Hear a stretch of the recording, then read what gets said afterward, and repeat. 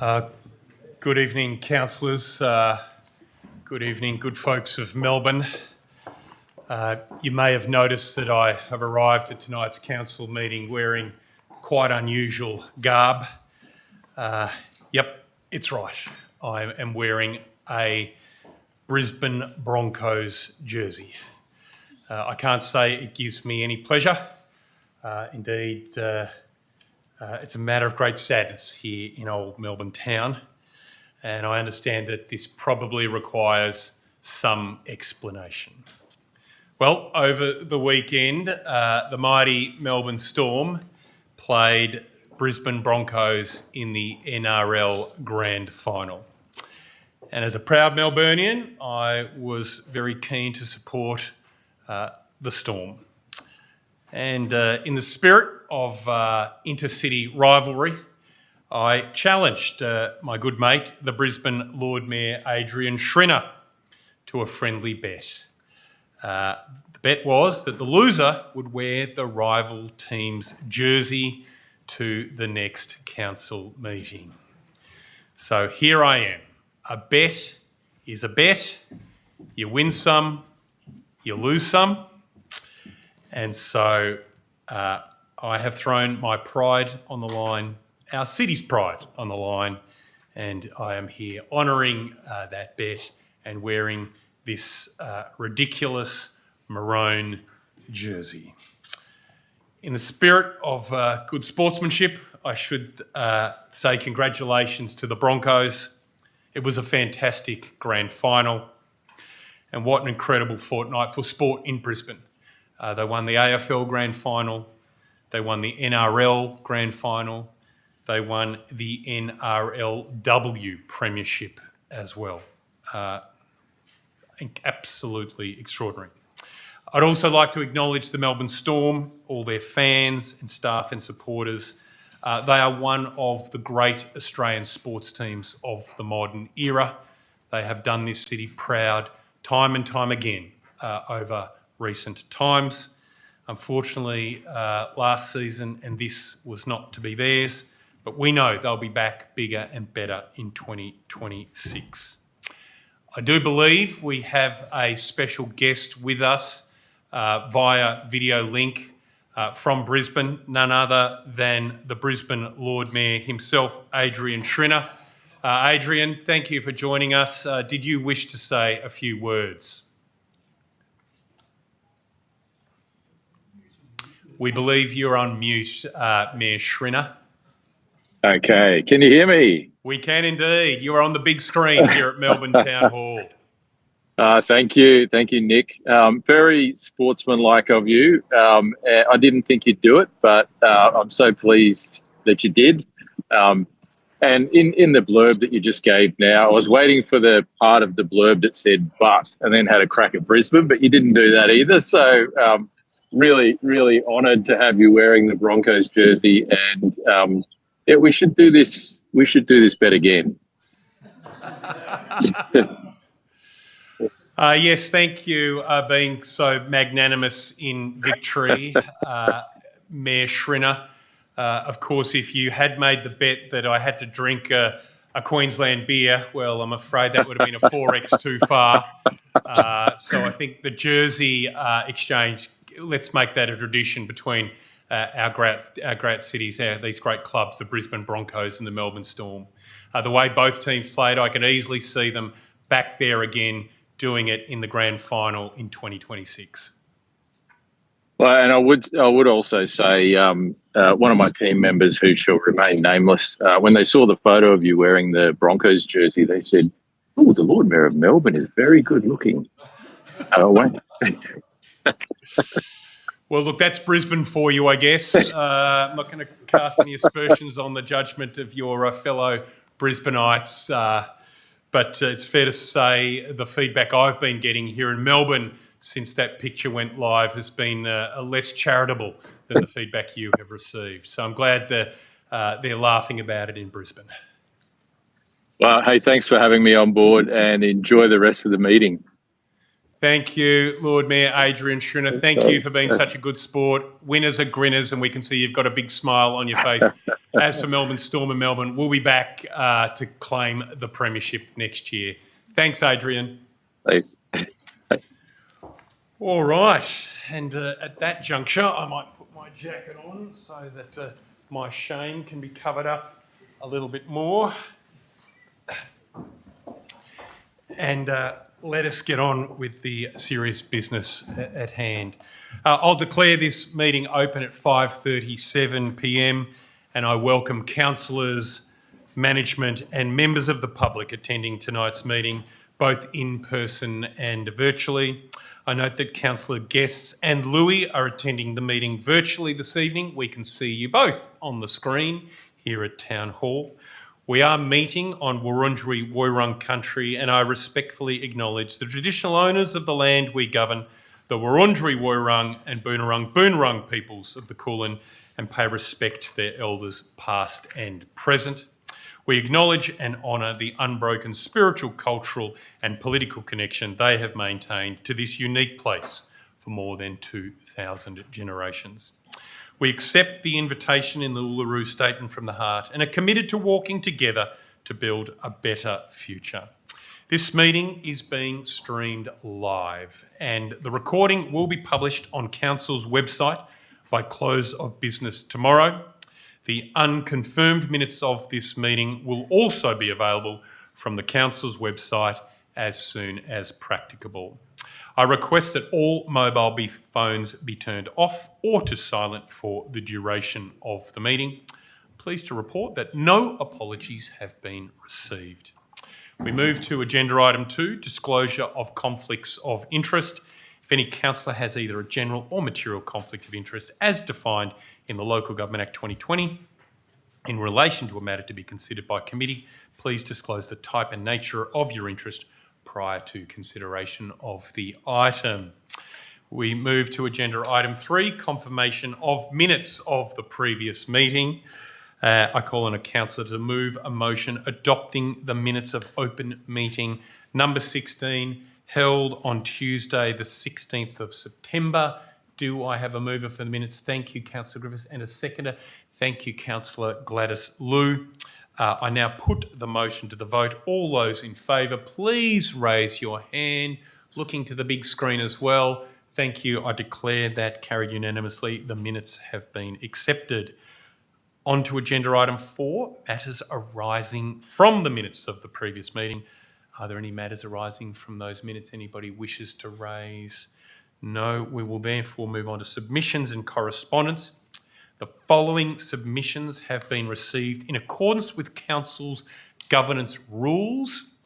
In relation to agenda item 6.1, planning permit application TP24 for the property 23 to 31 Lincoln Square South, Carlton, we have requests to speak from Peter Sanders from the Carlton Residents Association, Patrick Brennan from Contour, Matt Metesky from Fathom Group, and we have an item of correspondence from Peter Sanders as well from the CRA.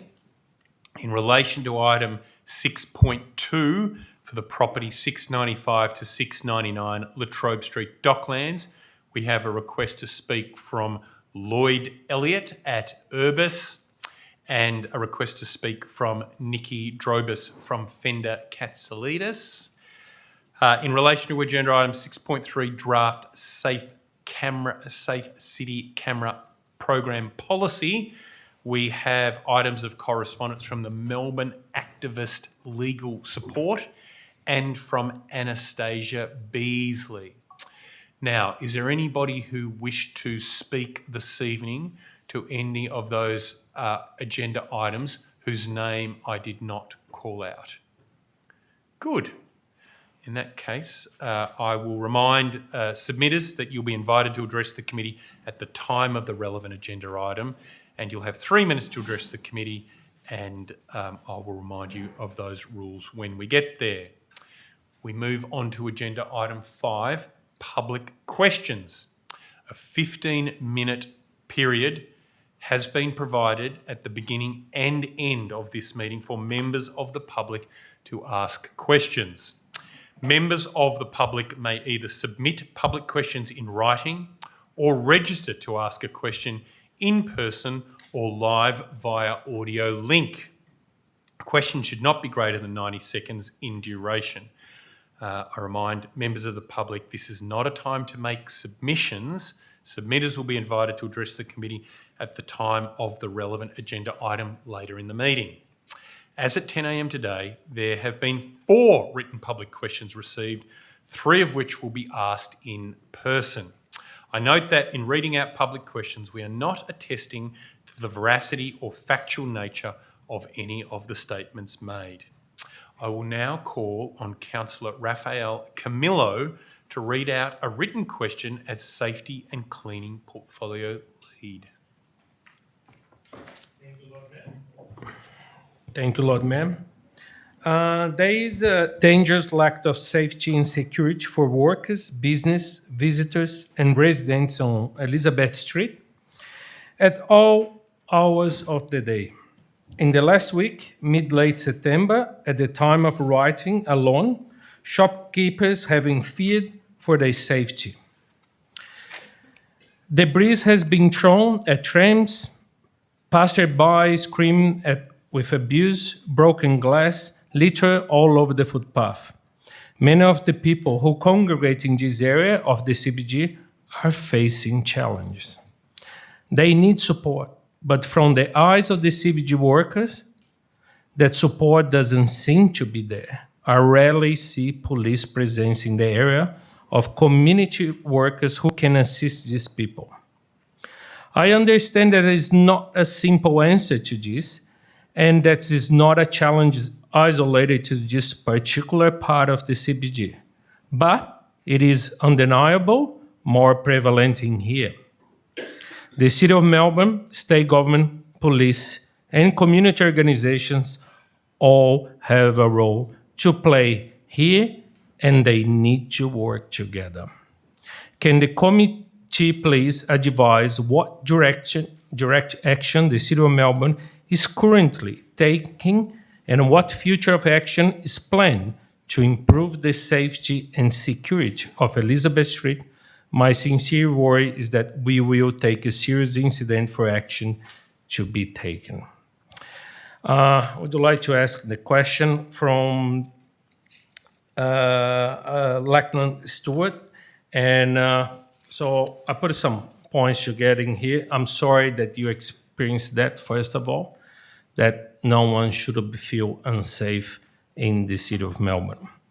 So as a result of that, the City of Melbourne acknowledged that everyone deserves to feel safe, as I just mentioned, residents, visitors, business owners, and our hard-working staff.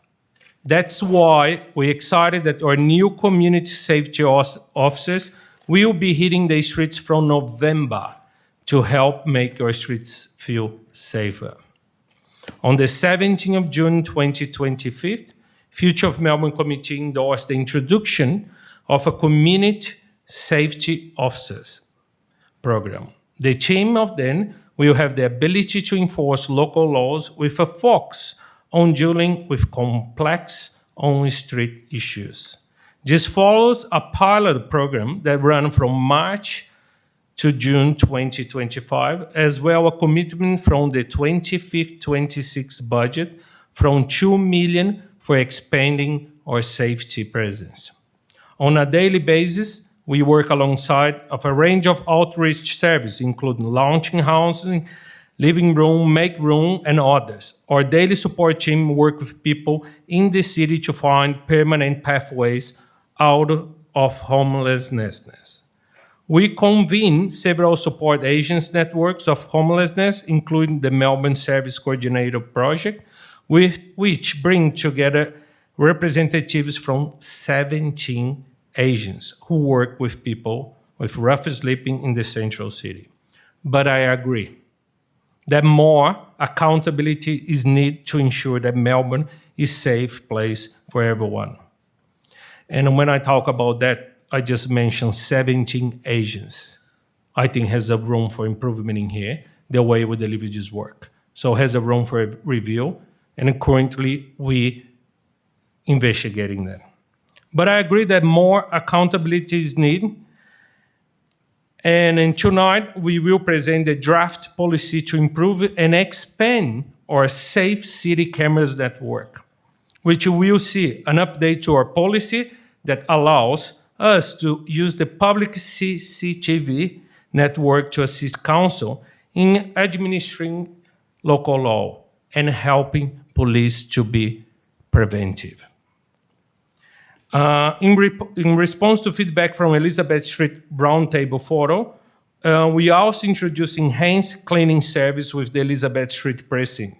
The cleaning city team has expanded and enhanced its scheduled cleaning program to deliver a cleaner, safer, and more welcoming environment. Key services of improvement including electric street sweeper operating 7 days a week from 7 a.m. to 4 p.m.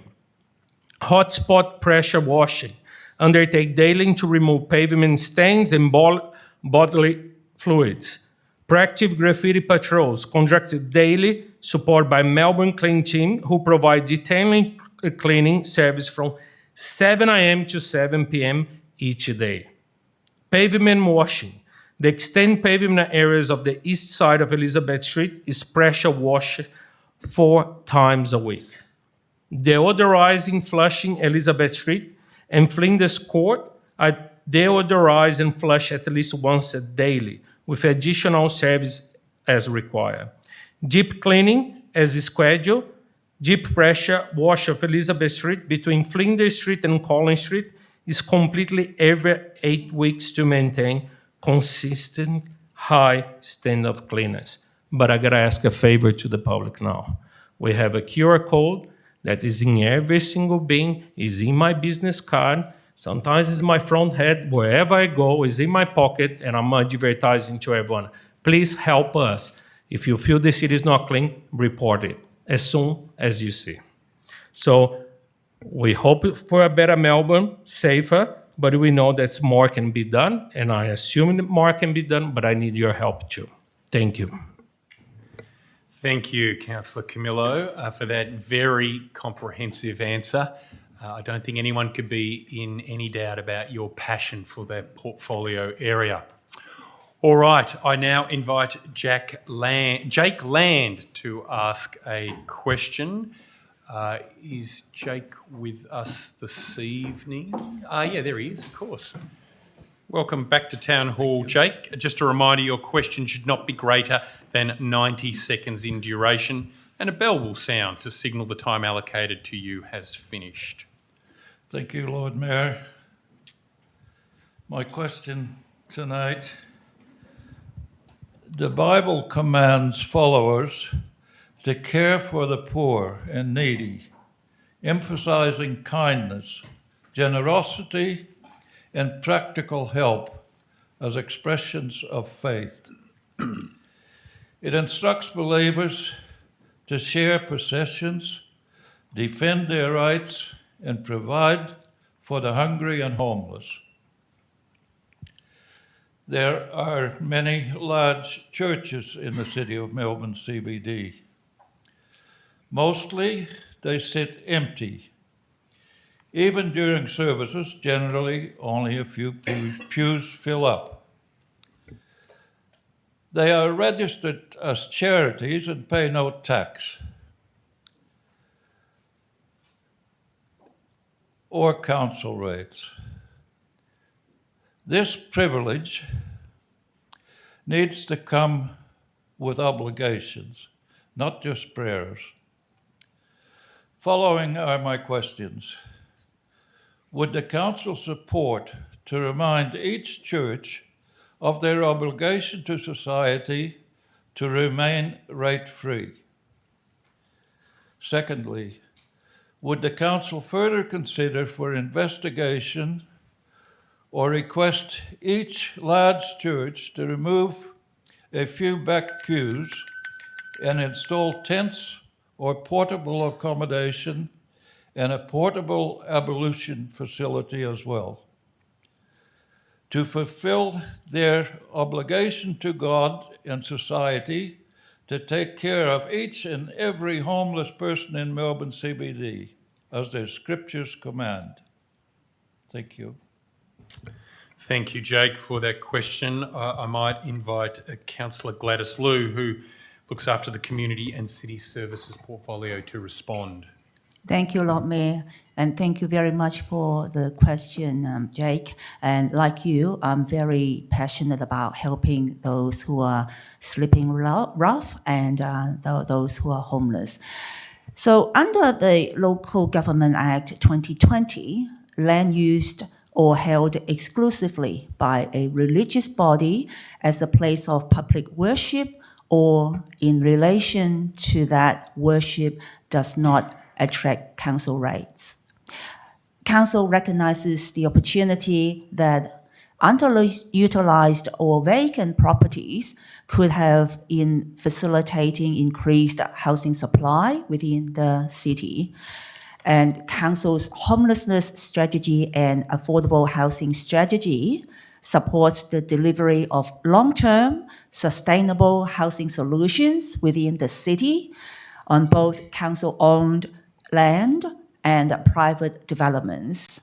So we invite any landowners, including faith-based organizations, who would like to explore the opportunity to provide affordable housing on their land to meet with our Homes Melbourne team to discuss further.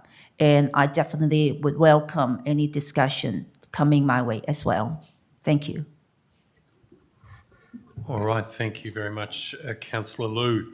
I now invite Honorary Councillor Chris Thrum to ask a question. Welcome to Town Hall. Chris, great to see you here as always.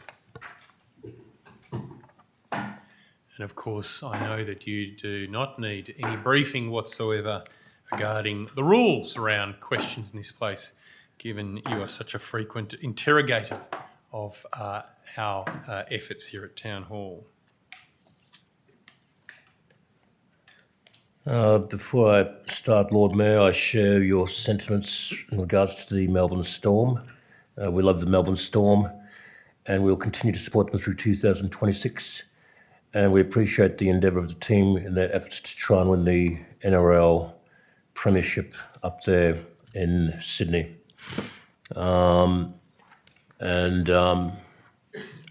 Astounding, really, to see the Lord Mayor of Melbourne in a Brisbane Broncos jumper.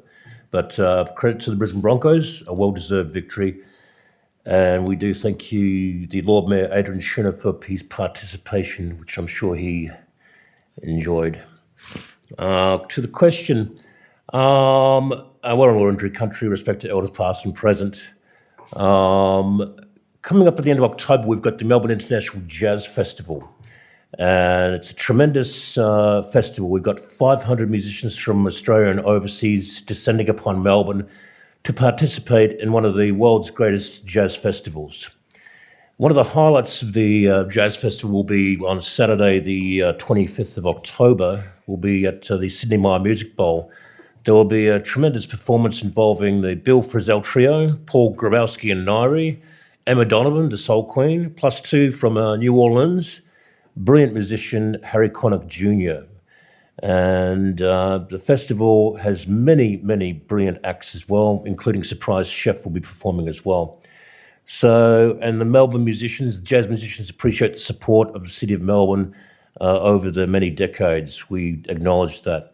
Now, the question is, in regards to the organisers of the festival, would it be appropriate for the City of Melbourne to consider advocating for the organisers of the festival to allocate some complimentary tickets for musicians, high school students who are musicians studying music, and people from who are being helped by the RecLink community organisation? So we're asking for the City of Melbourne to advocate for the Melbourne International Jazz Festival to provide complimentary tickets to the brilliant Jazz Festival events over 10 days to high school students who are studying music around the City of Melbourne, and also to the people who are involved in the RecLink community service. All right, thank you for that question, Chris Thrum. might direct this one to Councillor Phil Leilu, who is our lead in the creative and arts portfolio. Thank you, Chris, and thank you for your question. And I know you're, busking on the streets and always enjoy your music and also help Denied Economy. Sure. Just share. The City of Melbourne is actually proud to support as a multi-year. Now, obviously, one of the things we actually consider when we look at the people that we give grants to is how much of their program is actually public or event free, so you're ticketing free. So therefore, and while in instance there might be ticketing ones, but I'd imagine that I'll need to go back and have a look at it. But I imagine that Melbourne International Jazz Festival would actually offer a lot of free events to the public, also out in the not just within house, but also out in the public and everything. But that's something that I think we can easily happy to advocate to, and I'll let you know how we go about that. Thanks, Chris. Thanks, Phil. All right. Thank you, Councillor Leilu. All right, I think we've got time for one more question, so I'll now invite Aaron Moon to make his way to the lectern. Great to see you at Town Hall, Aaron. Thanks, Lord Mayor. So it'd be remiss of me as a strong advocate for cycling safety not to speak tonight about a deeply serious issue these last few weeks. We've lost another young life in our municipality, and a family is going through something horrible. And as someone who rides daily, this tragedy hits incredibly close to home for me. Over the past week, I've spoken to many riders around, and everyone's sharing the same feelings of anger, grief, and frustration. Obviously, I'm talking about Macaulay Road here. Each one of person I've spoken to can easily imagine that would have been them. And I know definitely for myself, that's what I've been thinking about past week. In fact, you might recall earlier this year, I was involved in a close call coming home from the council meeting that resulted in a very minor injury, but it definitely could have been much worse, like that incident. So my question, Lord Mayor, what are you doing as the leader of a council who prides themselves on city safety, and how are you advocating to the state government and the Department of Transport to finally approve these safe road designs that we've been sitting on for 4 years and that our city desperately needs? And we can't afford to lose another life before action is taken. Thank you for that question, Aaron, and thank you for your advocacy and activism in this policy area in our city. I want you to know that our city is better for it. The fatality of the cyclist, Will Richter, on Macaulay Road in Kensington is an absolute tragedy. And our thoughts, and I know I speak on behalf of all councillors and everyone here at Town Hall, when I say our thoughts are with Will's family and friends and the community at this difficult time. We are deeply saddened by the tragic event and acknowledge that there are many within the community who have been deeply affected by it. Will was very much a loved member of the community, and words just can't summarise or articulate that grief. I want to assure you that the City of Melbourne takes road safety very seriously, and we are absolutely committed to making Melbourne a safe city to ride in. I know you saw the debate here at Town Hall around our recent budget and the level of commitment that has been made by the city to expand safe cycling infrastructure across our municipality. Following the incident, the City of Melbourne officers have been working closely with Victoria Police and the Victorian Government to understand the circumstances of the accident, and this has been an absolute priority for us. This has included investigating some additional measures at the Macaulay Road, Rankins Road intersection to improve safety. I should stress these are over and above what had already been planned as part of the separated cycle lane design. Regarding our cycle infrastructure program for Arden and Macaulay, Arden Street is well progressed and the team is working constructively with DTP to finalise the protected bike lane design for Macaulay Road. We are aiming to start delivery of the Macaulay Road section of the protected bike lane in coming months. Indeed, March 26 is when those works are scheduled to commence, and they'll be completed by the end of the financial year. As part of the project, we'll also be introducing a consistent 40-kilometre speed limit along Macaulay Road. And, you know, I know this is controversial, but I certainly support 40 kilometres across the municipality and indeed 30 kilometres in many neighbourhood areas. I think slowing traffic down is an absolutely critical thing to improving road safety for our inner city neighbourhoods and the community that use those streets. Further, traffic calming measures within this section of Macaulay Road to improve safety for pedestrians and cyclists are also being investigated. Again, Aaron, I want to thank you for your continued advocacy for safe cycling infrastructure and for raising this important question on behalf of our community. Words cannot capture the grief that we are going through about Will's tragic death, but the actions that will follow will help make the community safe for everyone, especially cyclists who use our road network. Thank you, Aaron, for your question. Okay, that concludes the time that has been allocated for questions. I remind you there'll be further time allocated, further 15 minutes at the conclusion of this evening's meeting. And with that, we move on to agenda item 6, reports from management. And I call on the Deputy Lord Mayor, Rashina Campbell, to assume the role of chair of the meeting in relation to those reports where council is exercising its responsibility under the Planning and Environment Act. Thank you, Lord Mayor. There are 2 reports from management in this section. The first is agenda item 6.1, Planning Permit Application TP 2024-854, 23 to 31 Lincoln Square, South Carlton. I am going to ask for a presentation from management on this item, and I call on Julian Edwards to make a brief presentation.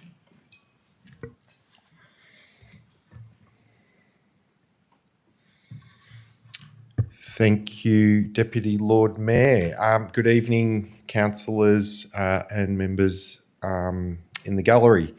So the planning application before you tonight seeks approval for the adaptive reuse of the existing former Allen & Co piano factory and warehouse at 23 to 31 Lincoln Square South, with additional levels above, so to a total height of 14 stories.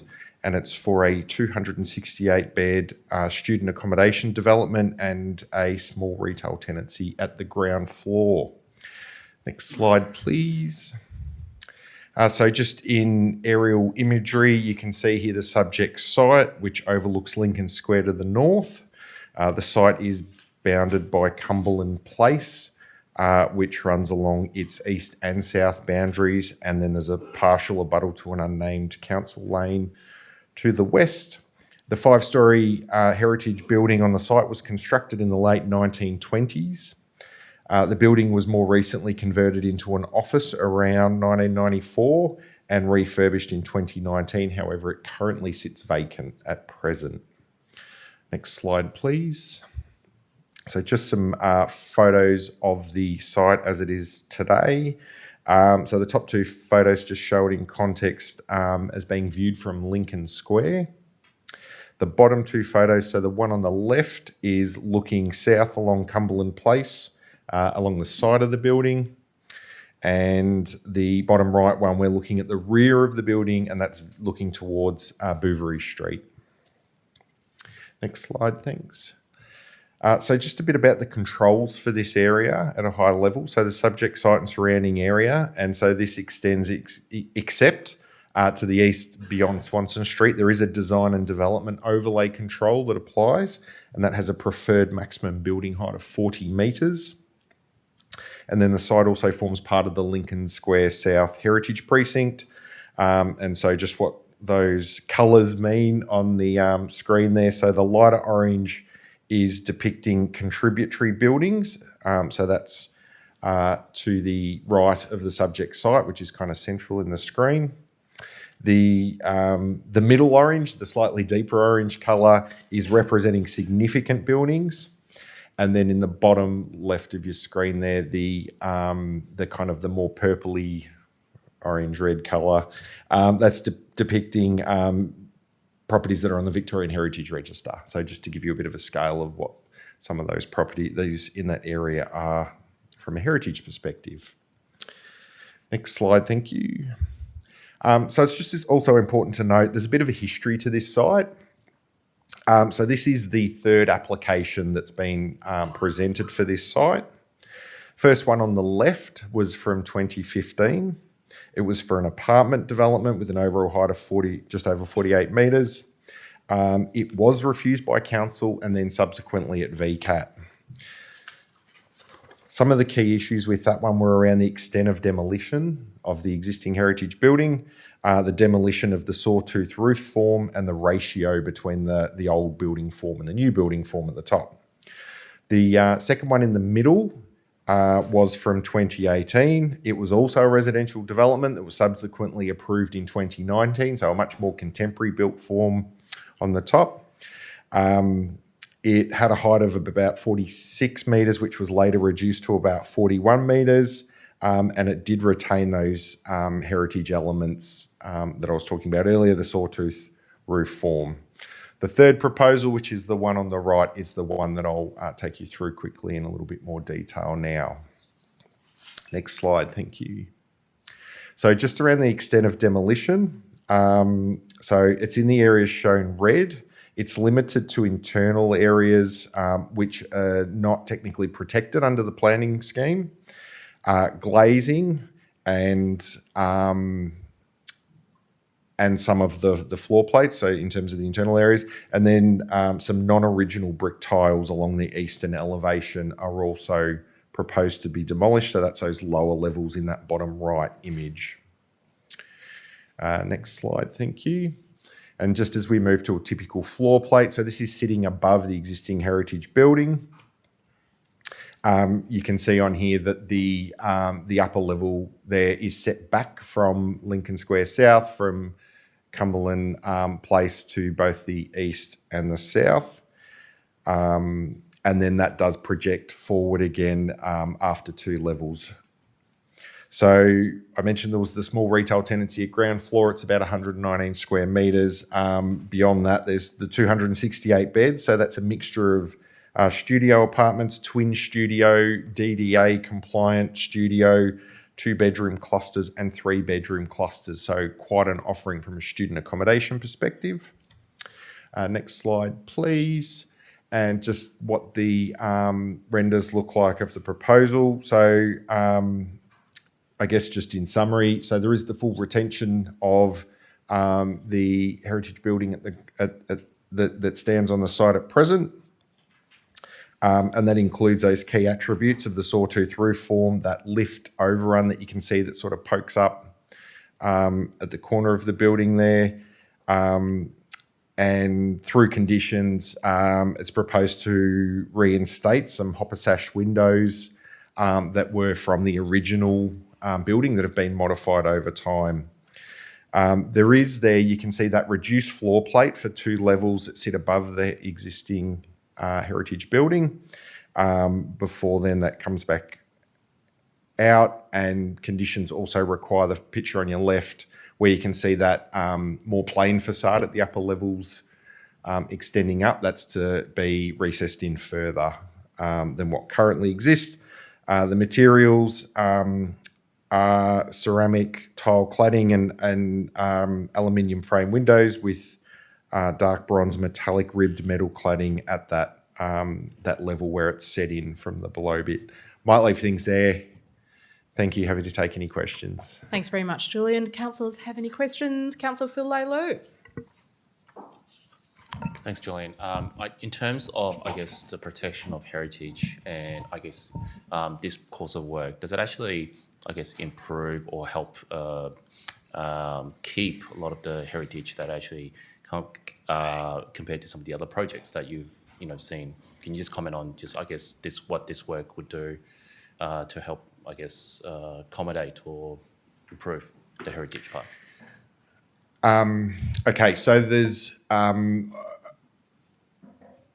a lot of policy tension that can come about where you have existing heritage and proposed new form. And that's something that we need to balance in terms of our decision making. I guess the concept of adaptive reuse and repurposing existing heritage that there might have been difficulties doing otherwise can be aided and helped by having new development. It can help make things more feasible.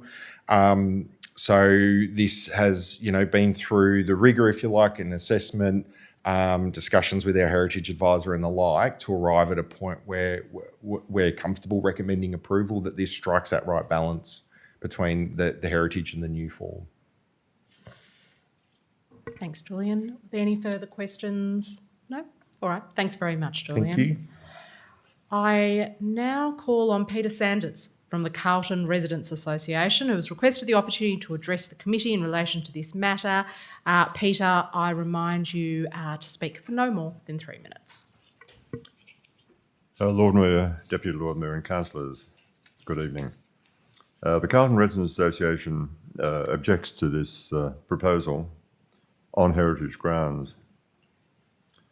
We object to the extensive demolition of a significant heritage place, and we object to the 9-storey building on top of the heritage place and in a heritage precinct.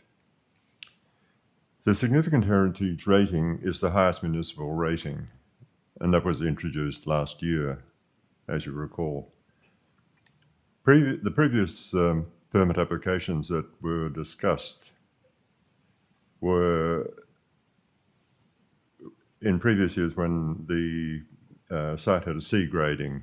That was in the days when the A, B, C, Ds and so on. Over the last few years, there's been extensive consultation and the system has been changed, so there's now significant contributory and non-contributory. The applications that went through before were assessed on the basis of that C grading. A lot of the C grading buildings were either made contributory buildings or removed from the whole control system. So we're now looking at a significant building, not a C graded building. The building is intact, as has been noted, and it's very unusual in it's having a factory on the top. It's unusual in Melbourne, and I would contradict the opinion that interior is not important in historic buildings. There's some ambiguity in the planning scheme, perhaps, but in a lot of buildings it's very important. It's also worth noting that this site is in the Lincoln Square South precinct, which is shown on this photograph, which there are 3 intact buildings. So it's not just an individual building, there are 3 intact buildings.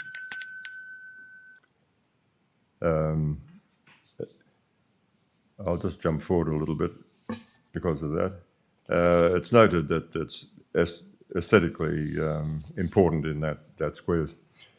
Looking at the demolition, the planning scheme notes that, to quote, partial demolition in the case of significant buildings are not generally permitted. We suggest that there aren't any particular circumstances that are put forward here, and we note particularly that economic consideration shouldn't be a basis for special consideration because they are the norm, they're always the case. The retention of the front and side facades only doesn't meet, we believe, the planning requirements. Looking at the tower, the planning scheme notes that location, bulk, form and appearance of a proposed building should not adversely affect the significance of the heritage place. And we suggest in this case, it will quite severely. To finish, I note that we, the Carlton Association, believe that there are plenty of adaptive uses that could be made of the existing building. We've only got a few important, significant buildings. We have to protect them.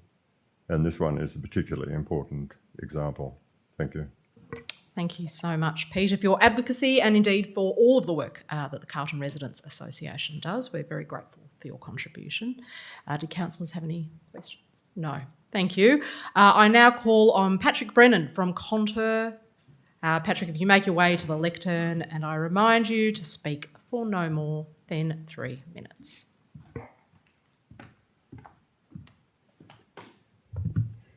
Thank you, Deputy Mayor, and thank you, councillors. My name is Patrick Brennan. I'm one of the directors at Contour and represent the owner and applicant, Ambertree. I firstly wanted to thank the officers for their ongoing assistance throughout the application process and their collaborative approach over the last 12 months. As detailed, it is a 14-storey student accommodation building in the heart of the City North precinct. As you'll hear from our client, who will follow myself, this building has been vacant for about a decade. That is despite numerous attempts to lease the building and a significant investment being made about 6 years ago to refurbish the office fit out and encourage an office tenant without success. This proposal represents an opportunity to ensure the long-term preservation and reuse through the adaptive reuse of this building and ensure its long-term preservation. But in doing so, we'll also deliver additional student accommodation in the precinct, which is strongly encouraged by the planning scheme, is directly aligned with Council's adopted position last year to become the world's best city for student experience, and is also aligned with other council programs that actively encourage the adaptive reuse and conversion of existing office and other commercial buildings. We do acknowledge the heritage significance of this building and its value, and that has strongly informed the design. It's our submission, as Julian touched on, that this has struck the right balance between heritage considerations and other important planning policy objectives that seek to encourage new development in this location, and in particular, student housing.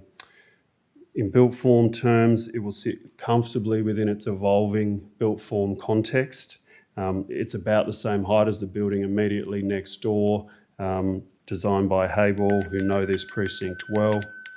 The architectural response itself is high quality, has sought to prioritise the role of the existing building, ensure that new elements play a secondary role, and Council's urban designer has acknowledged some of these things and has been complimentary of the design. The building will also be highly sustainable, with these features also being supported by the Council's ESD officer, and the retention of the existing building fabric, including much of the building slabs, provides an inherent sustainability benefit through the reduction in embodied carbon. We've worked collaboratively with the officers throughout the process, agreed to changes including a reduction in the height of the building, additional conservation measures, additional setbacks and changes to design detail. We submit that the project has struck the right balance, is a good planning outcome. I'd again like to thank the officers. We accept the recommended conditions and we respectfully ask that the recommendation be supported. Thank you. Thank you, Patrick. Just before you take your seat, there might be other questions, but I was going to ask if you could speak further to the changes that have been made in terms of setback and height. Sure. Through the process at RFI stage, the Council raised some concerns with the proposed building height, and in response and in discussions with our client, there was an agreement to reduce the height by 1 storey. And as I said, the height now pretty much exactly aligns with the height of the building immediately to the east, the Hayball scheme. Thank you. Did councillors have any other questions? Councillor Rouse. Thank you, Deputy Lord Mayor. One of the important things with purpose-built student accommodation that people might not be aware of is the need, often with visas, to have accommodation lined up in advance, and therefore it's a really important part of the student experience. My specific question related to going through the plans that we've been given and available, I'm really curious about what a twin studio is and what sort of arrangement would people generally be in terms of accessing 2 beds in the one space without separate bedrooms. It just seems like a really interesting arrangement. I'm just curious if you can expand on the design thinking behind that. Look, in terms of the design thinking and the detailed operation of a building like this, I must say I'm not an expert. However, our client has engaged with a provider. There is an in-principle agreement in place. My understanding is a relatively common arrangement for student accommodation, and in this case there are a range of sort of single studios provided, as well as some cluster units together with the units you refer to. Yes, Lord Mayor. Thank you, Deputy Lord Mayor. Thanks for the presentation, Patrick. Julian, in his presentation to us, showed us the site history, and in particular the application in 2015, which was rejected by council and then rejected by VCAT. Can you articulate for us what you think the differences are between the application that's before us this evening and the application that was rejected back in 2015? Sure. In heritage terms, which is of principal importance here, that application involves significantly more demolition. It was effectively what you might call now facadism, with a new addition which was firstly far more substantial, taller, and a design which I would say had very little relationship to the existing building and didn't acknowledge some of the heritage characteristics of the existing building, which we say our proposal has. And look, we weren't involved in that proposal, but I don't disagree with the position that was formed on that application. Thank you. Anything further, Lord Mayor? Look, I'll ask a subsequent question as well. I noticed that the design panel report on this application says quite a bit about the facade, and it comments very favourably about the use of the ceramic tiles. What level of assurance do we have as a council that your client will absolutely stick to that design, which did attract favourable feedback from our design experts? There are 2 conditions in particular that have been recommended by the officers, which we accept. The first being a requirement for a facade strategy, which will require those elements to be detailed and effectively give the council the ability to hold, the applicant to some of those design measures that have been proposed. The second condition requires the retention of the architect Hayball, and those 2 things together I would hope provide sufficient sort of protection for the council to ensure the design outcome, that design quality is maintained. Thank you. Anything further, Lord Mayor? No. Councillor Camillo, did you have a question? No, thank you. The Lord Mayor just made the question that I was going to ask. All right. Thank you. Are there any other further questions from councillors? No? All right. Thank you so much, Patrick. I now call on Matt Batisky from Fathom Group. Matt, if you can make your way to the lectern, and I remind you to speak for no more than 3 minutes.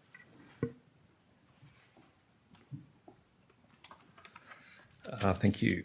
Thank you, Lord Mayor and Deputy Lord Mayor, for this opportunity to speak. My name is Matt Batisky. I'm the Director of Fathom Group. We work as the development partners with the landowner Ambertree, and I've worked on this site since 2016. Before talking through the history of the involvement, I would also like to thank the planning officers for working with us through this planning process, willingness to listen to our issues and inspect the site and also understand the condition of the building. So this building, as we've said, has been vacant since around 2015, despite numerous attempts to lease the building. The ownership group secured a planning permit, which we were involved in 2019. However, due to the required reduction in height and some other factors, the development could not proceed, and the permit has now expired. The ownership group then made some other ongoing attempts to release the office building and refurbed it in 2019-2020. We spent about $2 million in upgrading the internals of the building, including new carpets, toilets, upgrading lighting. But not long after this, COVID hit, and it was extremely hard to try and lease the building. It's got some heritage aspects of the building, also make the neighbours rating from an office perspective very low, and it's far from an A-grade standard. Floor plates are deep, and while they've got great charm, the facades and those parts doesn't provide great natural light. Despite this long leasing campaign, there's been no serious interest by any tenants for the building, and the building is still and remains vacant. It's really considered a result of a poor office market, and it's also due to the attractiveness of the building. It seems quite clear that it's no longer an office type building use, and certainly not its highest and best use. Landowner came to us back in a few years ago, probably 12 months ago, and we then started pursuing an opportunity for a student accommodation building. We consider this to be the highest and best use and can support this ongoing use and restoration. It's ideally suited in location with all the other adjoining student accommodation in the nearby area. It's very prevalent in Swanson, Brewery, Queensbury Street. And the landowner, while it still remains vacant, is still paying $920,000 in land tax a year with no rental income. It's just simply, it's no longer an office building. It needs to be transformed and an adaptive reuse of this building. We feel the scheme maintains a good 3D form of the building, an important heritage facade, but we've also looked at maintaining those 1927 original concrete structure floor plates as much as we can within the building. And so that it's in the round and its integrity as well, from floor to floors within the original heritage building. We feel this achieves a sort of development outcome that's reflective of the plans that you see tonight. We've also looked at the sustainability, and we're going to achieve 5-star Green Star and 30% embodied carbon reduction. We've seen council achievements with other adaptive reuse buildings like 602 Little Burke Street, Make Room. And we feel that our planning application at Lincoln Square is of equally important reuse and worthy of a planning permit. Thank you. Thank you, Matt. I might ask the first question, there may be others. Obviously, there was no appetite for office at this site. How confident are you that there will be sufficient appetite for this as student accommodation? We've already engaged with an operator and some financial backing behind that. There's some strong interest, as you can see with the plans. We've developed a number of different room types. And that's been with an operator close at hand, so we're working through that process. So we feel that we've really thought this one through, and it is suitable for the area. Thank you. Did councillors have any further questions? No? All right. Thank you so much. I could provide some comment to your 2015 comments that you raised before. I know yes, that please. Pat sort of, you were saying, well, what were the things that were not accepted? Now, we weren't involved in that, but we took the application on post that point. And I think 2 of the facades were actually removed in that application. So the ones on the Cumberland Place and the rear were both removed, and I think that was part of the reasons why a permit was refused, as well as the other aspects to it and the amenity of the apartments within that. Thank you. Yes, sorry, there is one question. Councillor Camillo. Do you think, like later on in future, now we have demand for students accommodation, but I think we're gonna have the aging population. Do you think those current designs that you guys propose to us would be capable for aging population, for the aging population that's coming, and after they need accommodation, you think those apartments would be appropriate for them? I think when we get a student accommodation permit use, we can only be used for students. So, but later on to modify, if a developer comes in, do you think it's easier, Sure. or they're too small? Is anything could it be like the doors could be developed a little bit bigger or something like that? Just a suggestion in there. I can't see why that couldn't happen. I mean, the bottom of the building's got beautiful 3.9 metre floor to floors. You could expand them out if you wanted to as another use at some future point, perhaps. Our view at the moment is the best, highest and best use and is at student com, but maybe that's something that could be transformed in the next 15 years perhaps. Thank you. Any further questions from councillors? No. All right. Thank you so much, Matt. I am now going to move a motion, and I'm going to ask for an alternate motion to be put up on the screen. Thank you. If you could just scroll up to the top and then... Thank you. And then if we could slowly scroll down. So the amendment to the condition is the green text for those following along at home. And I'm going to ask for a seconder to that motion. Thank you, Councillor Lei Lu. And I'm now going to speak to that motion. The planning application before us tonight relates to the site at 23 to 31 Lincoln Square, South Carlton. Known to many of you as the Allen & Co Piano Factory. And of course, a site that attracts much community interest, not just because it is a beloved area of Carlton, but because it faces one of our most beloved parks, Lincoln Square. The application before us tonight seeks permission to partially demolish the building and the development of a multi-storey building for use as student accommodation and retail. As you've heard tonight, this is an adaptive reuse of the existing former Allen & Co Piano Factory and warehouse, but has of course since then had another life as an office. This application also seeks additional levels, a total height of 14 storeys or 46.94 metres and 268 bed student accommodation development with a small retail ground tenancy. The owner is Amber Tree, Vic Mel Lincoln Proprietary Limited. The applicant is Fathom Lincoln Proprietary Limited, and they're represented by Contour Consultants. The architect is Hable, and the estimated cost of the development is $40,120,000. I am very, very grateful to our officers. You've heard extensively tonight about how closely they have worked with the applicant before arriving on this management recommendation. And in particular, I want to thank them for the care they have taken over the conditions to which this application would be subject if this motion is passed tonight. Importantly, this application is consistent with the relevant provisions and policies of the Melbourne Planning Scheme. It achieves appropriate built form outcomes, and the student accommodation use will not result in unreasonable amenity impacts. But you have heard tonight that there is concern from the community. We've received objections, including in relation to heritage impacts and overshadowing. And I want to speak to those issues particularly because they are issues that we take very seriously at the City of Melbourne. I want to deal with overshadowing firstly. With Cumberland Place being only 4.885 metres wide, the existing 5-storey building on the site already overshadows all the north-facing windows of the 2-storey building on Swanston Street. And therefore, the proposed development will not introduce any additional overshadowing to the windows. But I do want to thank the objectors who have raised this issue.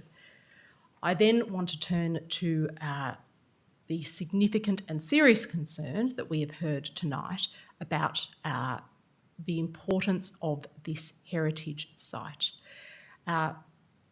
The alternate motion before you tonight introduces a series of additional conditions to the facade management of the site, very much to protect those heritage outcomes that we want to see in the City of Melbourne. To use Contour's own words, these additional conditions will allow us to hold the applicant to the design measures that they have proposed. And it is incredibly important in a building such as this. So these further conditions introduce measures such as the retention of the alabaster ceramic tile cladding as shown in the architectural drawings, and also seek updated samples about the materials that will be used to achieve an outcome to the satisfaction of the responsible authority. We want to see high quality, robust, textural, natural materials used because we want this to be a building that everyone in the City of Melbourne can be proud of. Heritage, of course, introduces tension into our decision making, but the reality is Melbourne can honour its past while accommodating growth. And this proposal retains the existing building and in particularly key elements of it, the sawtooth roof, the lift overrun, hopper windows, and clearly distinguishes the old from the new. You've heard about the past applications, one of which was refused by this council and VCAT, and that is a significant factor, to my mind, that is different to the application before us tonight. We're also very mindful of the adaptive reuse of this building, something this council has been at pains to encourage, particularly office to other uses. So we are delighted to have a proposal such as this before us for that reason, and something that I'm certainly very strongly supportive of. In my view, this is a pragmatic, heritage-led way to bring this building back to life and give it a new lease on life.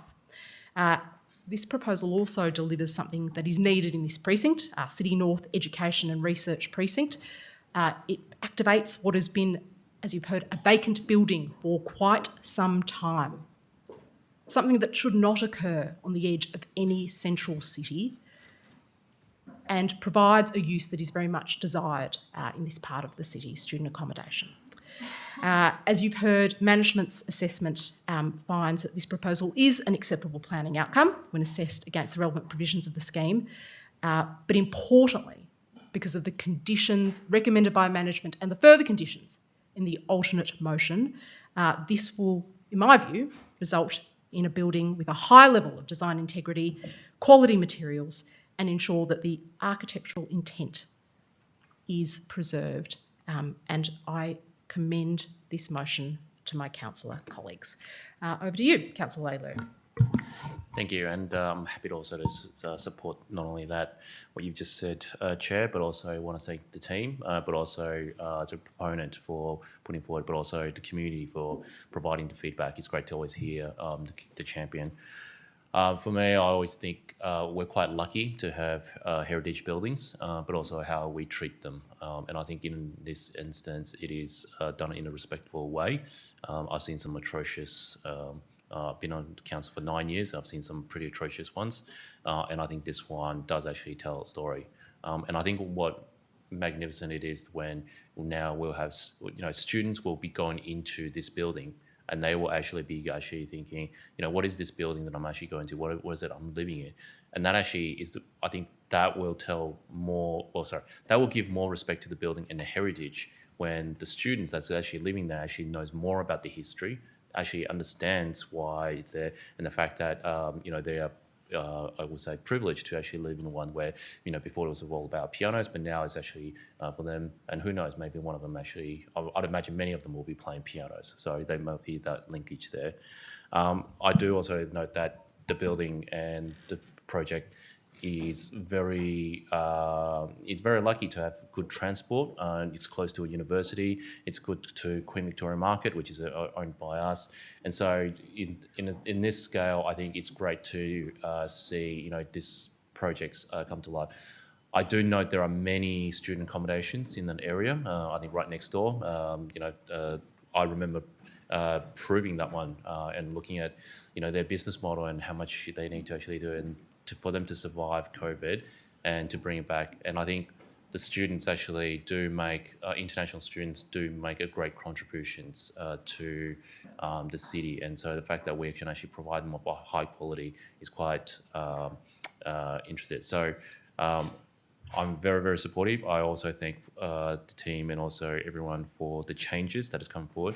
And I look forward to the next phase of this great, magnificent building. Thank you. Are there any other speakers to the motion?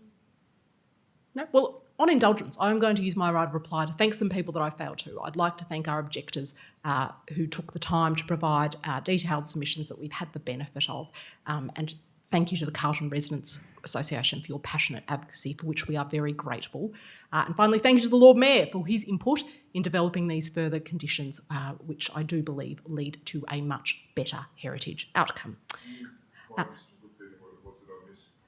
We are on agenda item 6.1. I'm now going to put the item...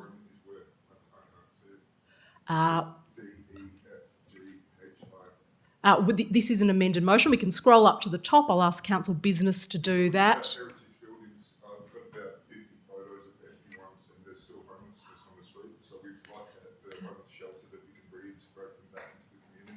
Okay.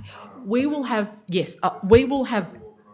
Yes. I'm just going to ask you to conclude your remarks there because the debate on this matter has concluded, including the submissions on this matter, but there is 15 minutes of public question time at the end of this meeting, so that might be an appropriate time for you to raise those images and we can certainly hear from you at that time. All right. Thank you so much. The Deputy Lord Mayor Rashina Campbell. Thank you. I'm now going to put this item to the vote. Could all those in favour please raise your hands? And looking at the screen, that has passed unanimously. Thank you, councillors. We now move to agenda item 6.2, Ministerial Planning Referral TPM 2025-10 695 to 699 Latrobe Street, Docklands. Did councillors want a presentation on this item? No? In that case, I call on Lloyd Elliott from Urbis, who's requested the opportunity to address the committee in relation to this matter. Lloyd, I'd remind you to speak for no more than 3 minutes. Deputy Lord Mayor and councillors, thank you very much for your time. My name's Lloyd Elliott, Town Planner with Urbis, representing Salter on this really important and exciting development for Docklands. We've been working with council probably since the end of 2023 on this new scheme, and it's been a very collaborative approach where we've sought feedback from council officers and have changed the scheme as we've moved forward. And we think that all of that work's culminated in the planning officer's support tonight. There's 3 key matters which I'd like to talk about. Firstly, the strategic setting that we find ourselves in down in Docklands and the opportunity for new housing. Obviously, you guys deal with Docklands a lot and the evolving nature of Docklands. It's really important that we respond to some of the new development that's happened recently, including the fantastic and successful home development to our north and some of the built form that's emerging along Harbour Esplanade. City of Melbourne has a great history of supporting housing growth and having policy for housing growth, and it's riding the wave that the state government's recently put forward in terms of housing policy. So what we propose, 560 new BTR dwellings with great internal amenity, 4.6% of affordable housing voluntary contribution throughout the development, and quite clearly alignment with council's strategic policy for the growth of Docklands and a good investment in Docklands. Complementing that is the second point around a well-resolved built form, and you'll hear from the architect shortly about that. But I guess building up from the ground floor, first of all, a great landscape forecourt. We've worked really well with Melbourne Water in terms of flood prevention design, so we come forward with a great urban design solution there. We've got a double volume entry and an active edge around ground floor. But then as we move up the building, we importantly include a variety of setbacks. We are celebrating the corner and proposing a building that's well spaced. We really wanted to avoid any sort of wall of built form along there and have worked well with council's urban design in that regard. But importantly, we wanted to celebrate the corner. There is a primacy of this site. Only 3 streets from the Hoddle grid make it all the way down to Docklands, and Latrobe Street is one of those. In terms of microclimate, we resolved wind impacts, and we are working further with council in regards to some of the shadow impacts. And I guess the third key point, which you'll hear from shortly, is around the design quality. Fender Katsoulides, we say, put forward a terrific scheme that's inherently based around a concept for this site that is generates positive internal amenity and what we say will be a great addition to the Melbourne skyline and, importantly, an investment into Docklands from Salter. We're looking forward to commencing the project at some stage in the new year. We commend the project to you, and we're happy to take any questions relating to town planning if that assists. Thank you very much, Lloyd. Councillors, are there any questions? Councillor Leiloo. Thank you. Really keen to understand. So, because you guys are on the corner, so I've got a couple of questions. So, one, you guys were on the corner, and given that a lot of the tram stops, and I think there've always been talks about a super tram stop and everything. I know I've asked our town planners.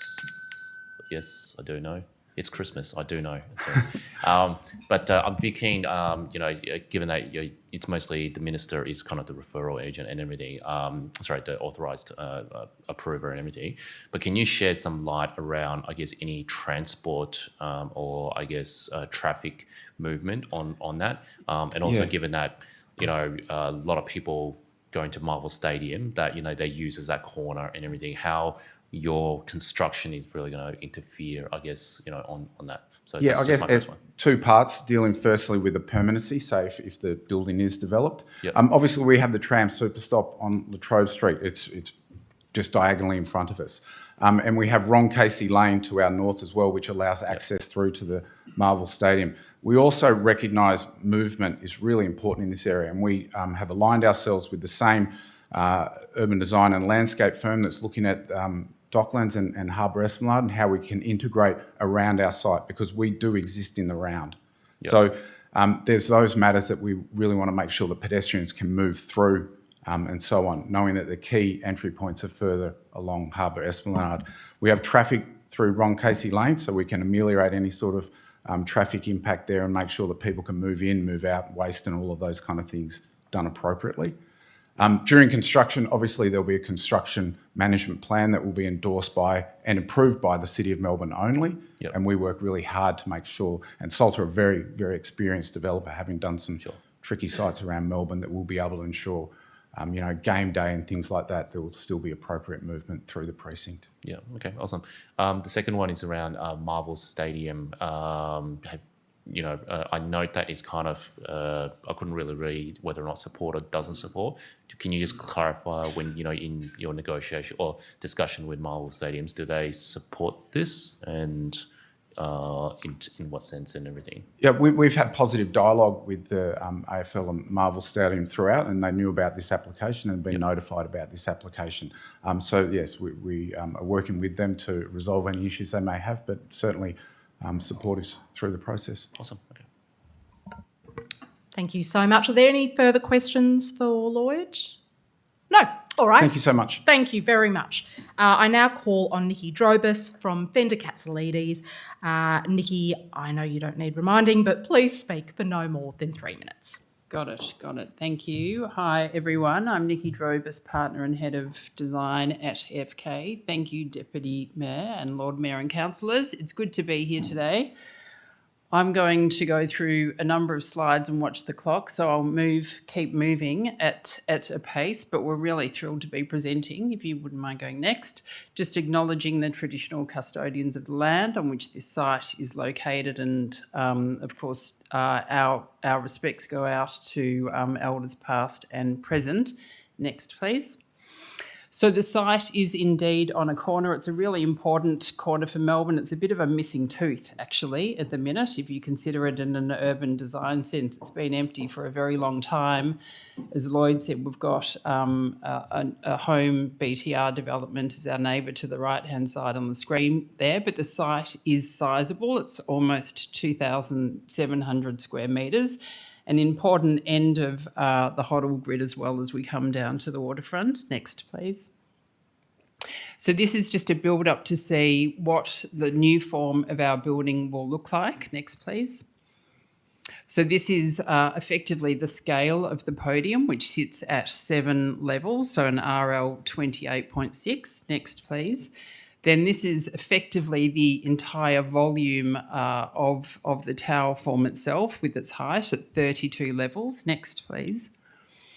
And to ameliorate the scale or avoid the wall as Lloyd referred to it there, we have in fact modulated that form so it pushes back along the elevation of Latrobe Street. So you in effect end up with one tower but with two very distinct forms. So we're creating these interlocking forms and also creating a bit of a height difference between those two forms as well. So again, it's creating a far more interesting building in the skyline there. You'll also see a cutout at the top of the podium roof, and that is to ameliorate the wind there. We've got, as Lloyd said, 560 apartments. We cater for cars. The podium is screened largely in apartments, so it's activated, and bikes accommodated as well in the basement. Next, thanks.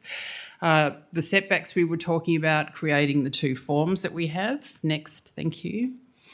And a very active ground plane, entries from every single elevation. It's a BTR ground plane, so it will have, it will be open to the public, welcoming people into a cafe environment, and then all of our loading and services, next please, off the laneway, which again Lloyd referred to. So consolidating that and getting it out of our way of pedestrians. You can see the quantum of landscaping we have. Next, please. And just flicking around the building now, you can see our highly articulated Latrobe Street elevation here, with apartments above and retail and BTR facilities below on ground level. Next, thanks. This is a view from Harbour Esplanade. So again, very highly articulated facade, really beautiful, rich, robust materials, great passive surveillance from the apartments above. Thank you.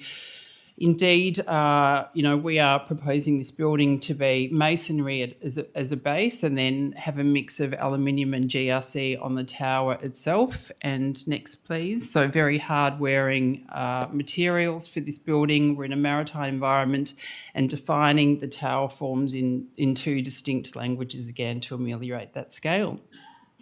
Thank you. Thank you, Nikki. Are there any questions of Nikki? Nikki, I might just ask one. You've obviously had the benefit of management's recommendation, including the conditions. Is Yes. the applicant amenable to those conditions, in particular the conditions in respect of overshadowing, wind and ground floor activation? So the overshadowing is probably best that Lloyd speaks to that, actually, opposed to me, but I understand that's a work in progress. Lloyd? I'm very happy for you, either of you to answer. We recognise we only recently got the conditions. We recognise the issue. What we can commit to is that we will be improving it. Whether we can quite get to the degree that condition remains to be seen, but I can indicate comfortably that we will be improving the overshadowing and continue to work with MCC officers so they're fully aware of that.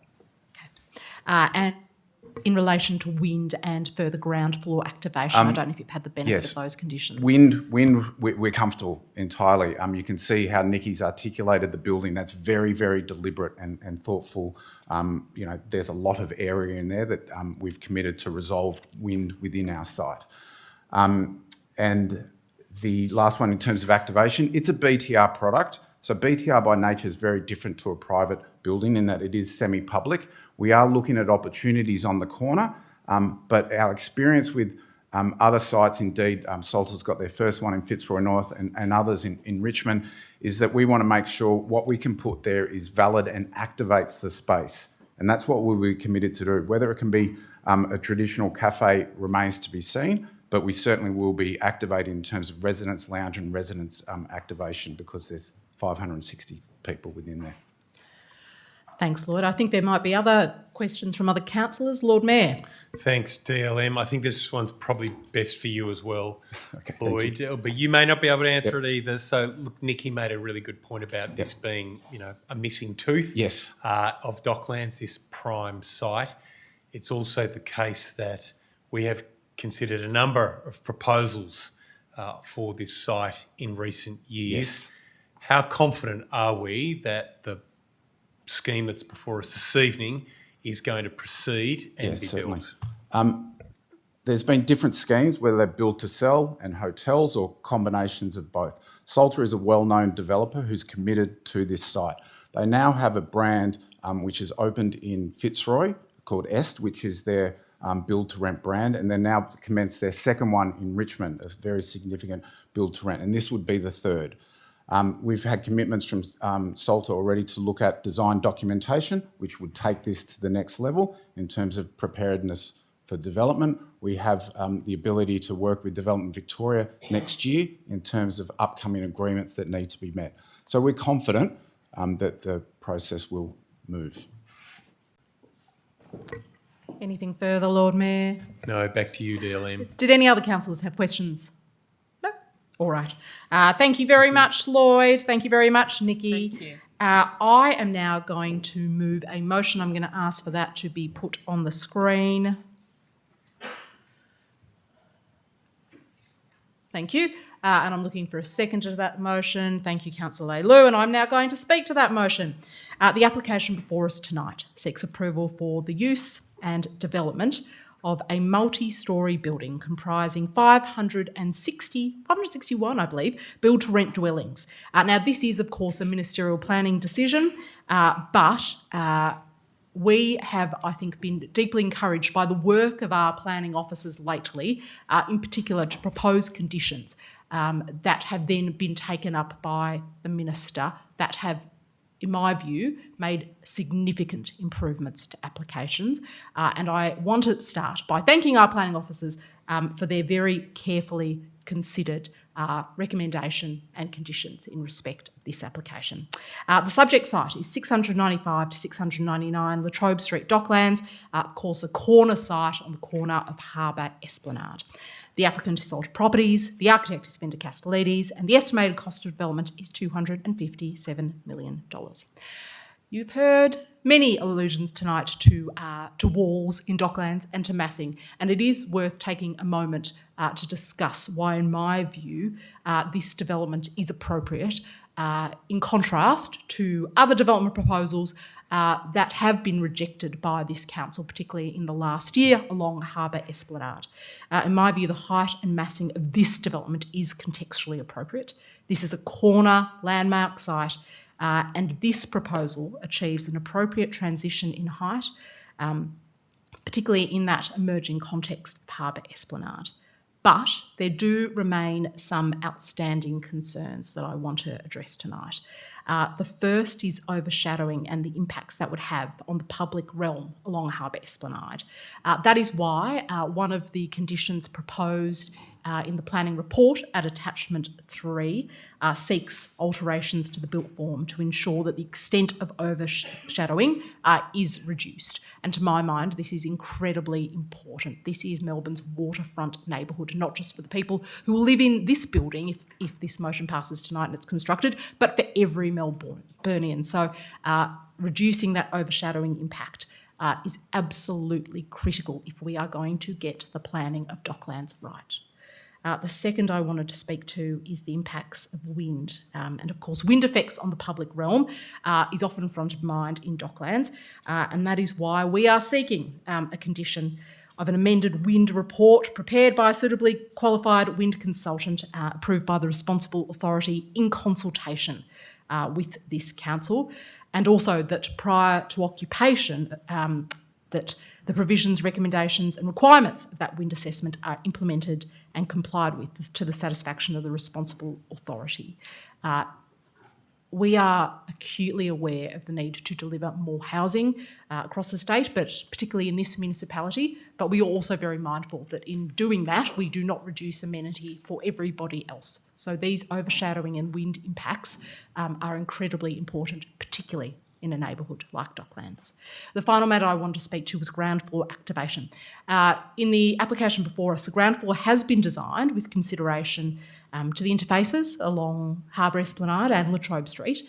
And there, of course, also are significant measures to manage flood mitigation, including terracing, seating, ramps and landscaping in the front setback to Harbour Esplanade. However, there remains an outstanding concern regarding the lack of active building edge to Harbour Esplanade, and that is why the conditions include the requirement of further design measures or a ground floor retail tenancy to address this. Now, I'm encouraged by what I've heard from the submitters on behalf of the applicant tonight, and I'm certainly hopeful that if the Minister ultimately does approve this, that those conditions, as well as all the other conditions in attachment 3, are incorporated.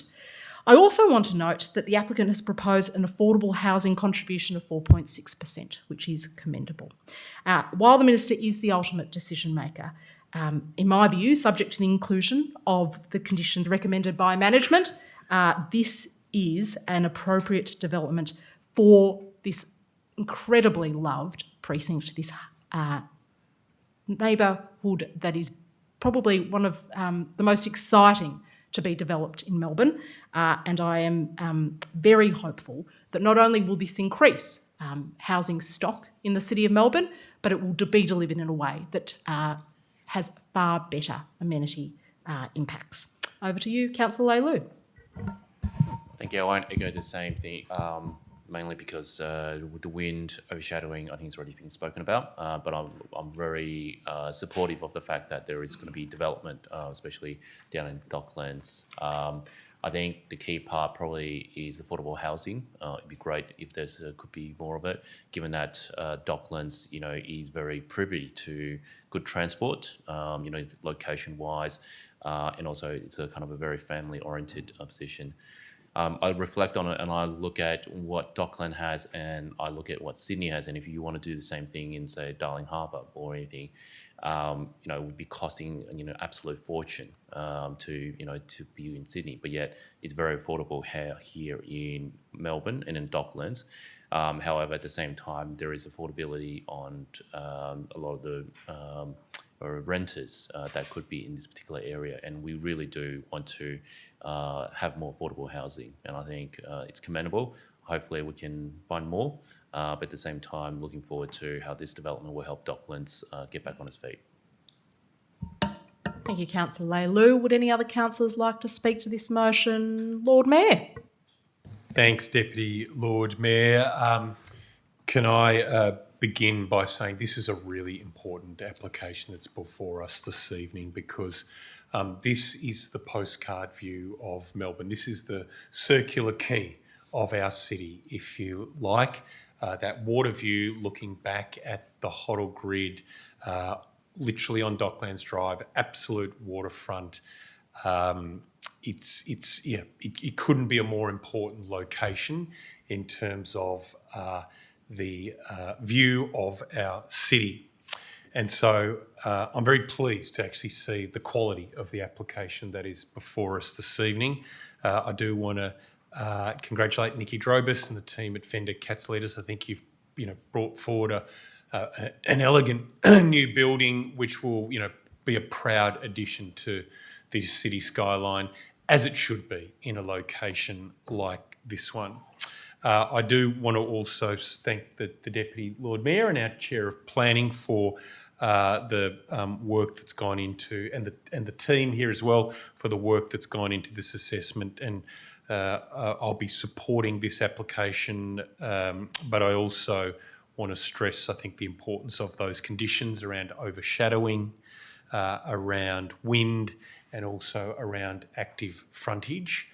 And, if I'm speaking more broadly, this is something that we have seen with a number of build-to-rent applications where we don't see that ground level activation that we like to see in Melbourne. As custodians of the city, as the custodians of our city streets, we like to see active frontages. We want busy streets with lots of people, permeable buildings where people are coming and going. And so,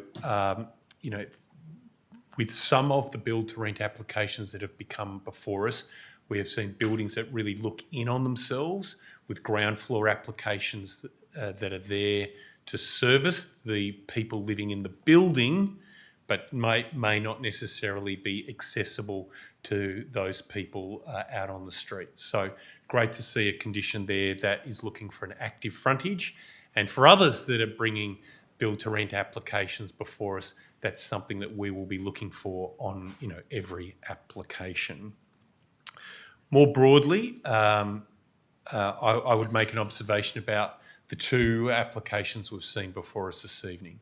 We've had over $300 million of new development come before council tonight, and that's a great thing. That shows that Melbourne is going again, and we're a pro-development council, and so to see that level of new investment coming into our city is absolutely brilliant. It's also notable that one application was for build to rent, the other application was for student accommodation. Now again, we welcome both of those types of new development in our city, but we also want to see build to sell coming before us as well. I went to the opening of a new build to sell development on Boundary Road in North Melbourne last week, and it wasn't lost on me that we haven't seen as many build to sell new developments opening around our city as we would like. Home ownership is something that is highly prized in Australia. We have some of the highest home ownership rates of any country in the OECD. We're a nation that aspires towards home ownership, And that's a really good thing. It's almost one of the defining features of our society and of our community. And so while we welcome the applications before us, I hope both of them are supported. Going forward, it would be good to see some more build to sell applications come before us. And to that end, I'm aware that the M9 group, that's the 9 inner city councils, are actually going to be doing some work to analyse the current housing pipeline and to look at what can be done to increase build to sell across those inner city areas of Melbourne, ensure that affordable build to sell is coming forward as well, because we want to bolster the market on top of build to rent and student accommodation. So with those broad observations and noting that we have a very ambitious target to see 120,000 new homes built in the city of Melbourne alone by 2050, I'll be supporting this application before us this evening. Thank you, Lord Mayor. Are there any other speakers to the motion? I just want to make a comment in the Lord Mayor. If it's possible, those houses can be a family-sized 3-bedroom apartment. Sorry. Thank you, Councillor Camillo. I will take that as speaking to the motion. I will exercise my right of reply to say this. While this in no way diminishes the application before us, which is a quality application, one that I commend to my councillor colleagues, it is easy to observe, looking at the applications before us tonight, and indeed the applications that have come to this committee in recent months, that the great Australian dream in Melbourne is dead. The pipeline of build to sell is troublingly weak. It is slowed to what could only be called a trickle, and that cannot be the case. Melburnians are aspirational people, and Melburnians deserve the chance to own a home in the city of Melbourne. So I look forward to the work that the M9 Council will do. I look forward to you bringing that to this committee, Lord Mayor.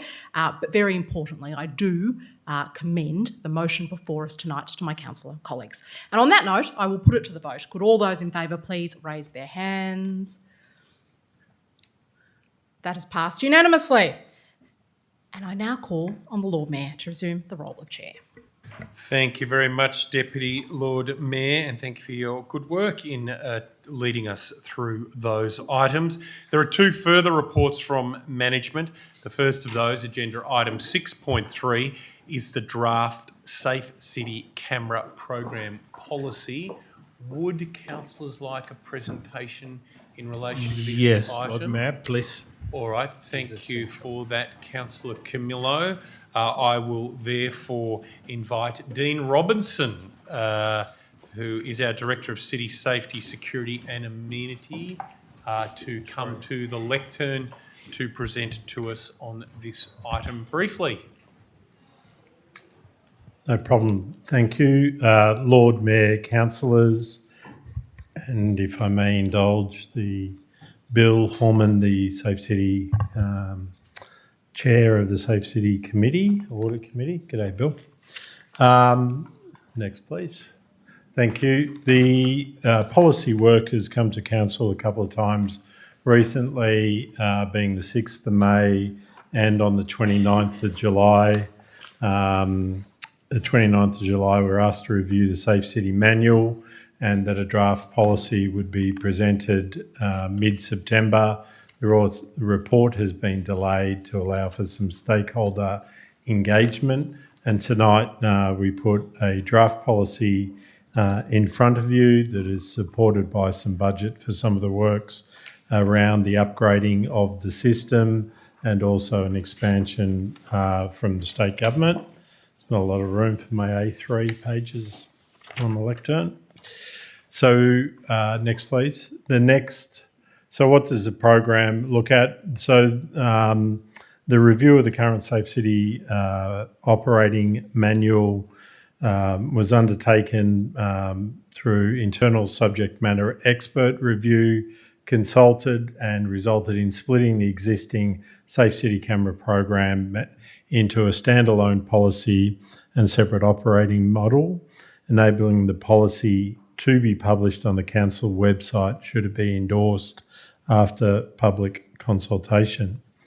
The policy has been developed with consideration given to privacy and human rights. We engaged external legal advisor Maddocks to draft the policy and assist in completing the privacy impact and the Human Rights Charter impact assessment, which is attached to the report. A gender impact assessment is in progress, and with community engagement, a key step that will follow. Consultation with the stakeholders included the Office of the Victorian Information Commission, that we've given updates on what the whole program for Safe City looks like, and we'll continue to give those updates. All the documentation has been through the Safe City Audit Committee. It's been through Victoria Police, the Victorian Equal Opportunity Human Rights Commission we've engaged with, and we've made a presentation to the City of Melbourne Homeless Advisory Committee. We're hoping with some endorsement of this policy tonight that will go out to community engagement on the 8th of October, which is tomorrow, and that will remain open to the 29th of October. What are the key pieces that we're looking to amend? So it will enable Safe City to be utilised by Victoria Police as it is today to identify and detect and respond to crime, assist in emergency responses, and the new pieces to assist council to identify and respond to damage to public or private property and infrastructure, defacement or destruction of the natural environment, acts of public nuisance and other breaches of the local laws leading to costs to ratepayers. Then there's a raft of dot points that was included in the pack that we're looking to include those priorities that we put up, and arguably it could be all of the local law, but the pieces that we put up are the main items that we look after as local laws. All of them are currently investigated, which is the mustard box down in the bottom right-hand corner, are all investigated by local laws now. The only thing that we don't use is our own Safe City program. We do use other businesses' CCTV if they release it to us, and most of them do. Just to be clear, what the policy will not impact, it won't impact the role of the Safe Cities supporting Victoria Police in crime offending.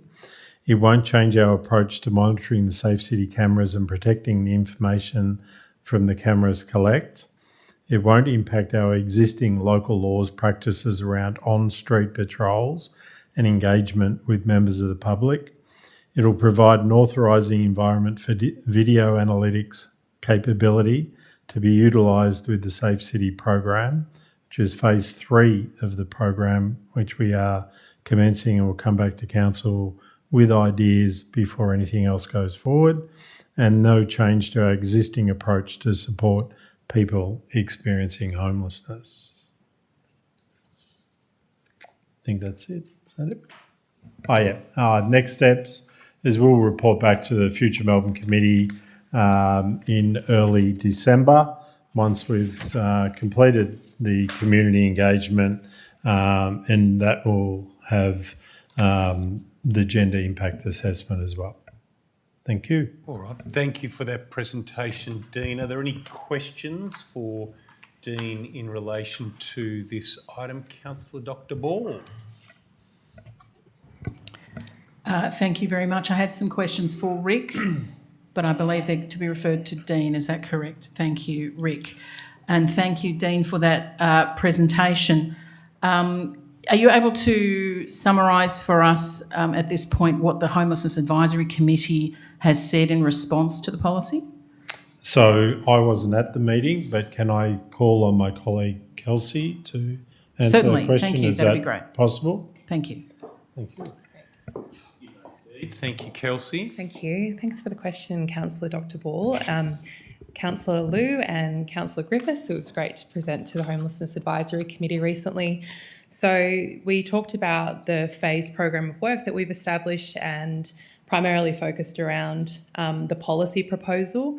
we sought feedback from the Homelessness Advisory Committee around what impacts the change may have on people who are sleeping rough or experiencing homelessness. And we talked about potentially positive impacts around potentially providing a safer environment for the people that are on the streets in terms of the surveillance of them, or I guess the cameras picking up things that happen to them.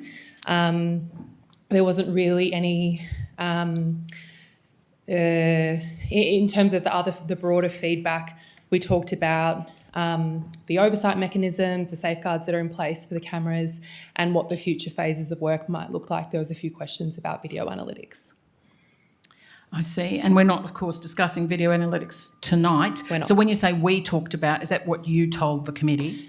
It was a two-way conversation. So the point of the presentation was to seek feedback around what the impact might be on people seeking homelessness, and the information that we provided the Homelessness Advisory Committee was quite similar to the information provided tonight. So the background to the program of work, the policy proposal, an overview of what the phases were, that sort of thing. Thank you. I have some more questions for either of you. It's up to you. I note that multiple previous resolutions of council have required that revision of this policy goes back to the same or similar stakeholders as were consulted into previous iterations of the policy. And I understand that those stakeholders have not yet been able to provide comment as requested. But when they do, can I ask that their views be appended in full to the next report from management?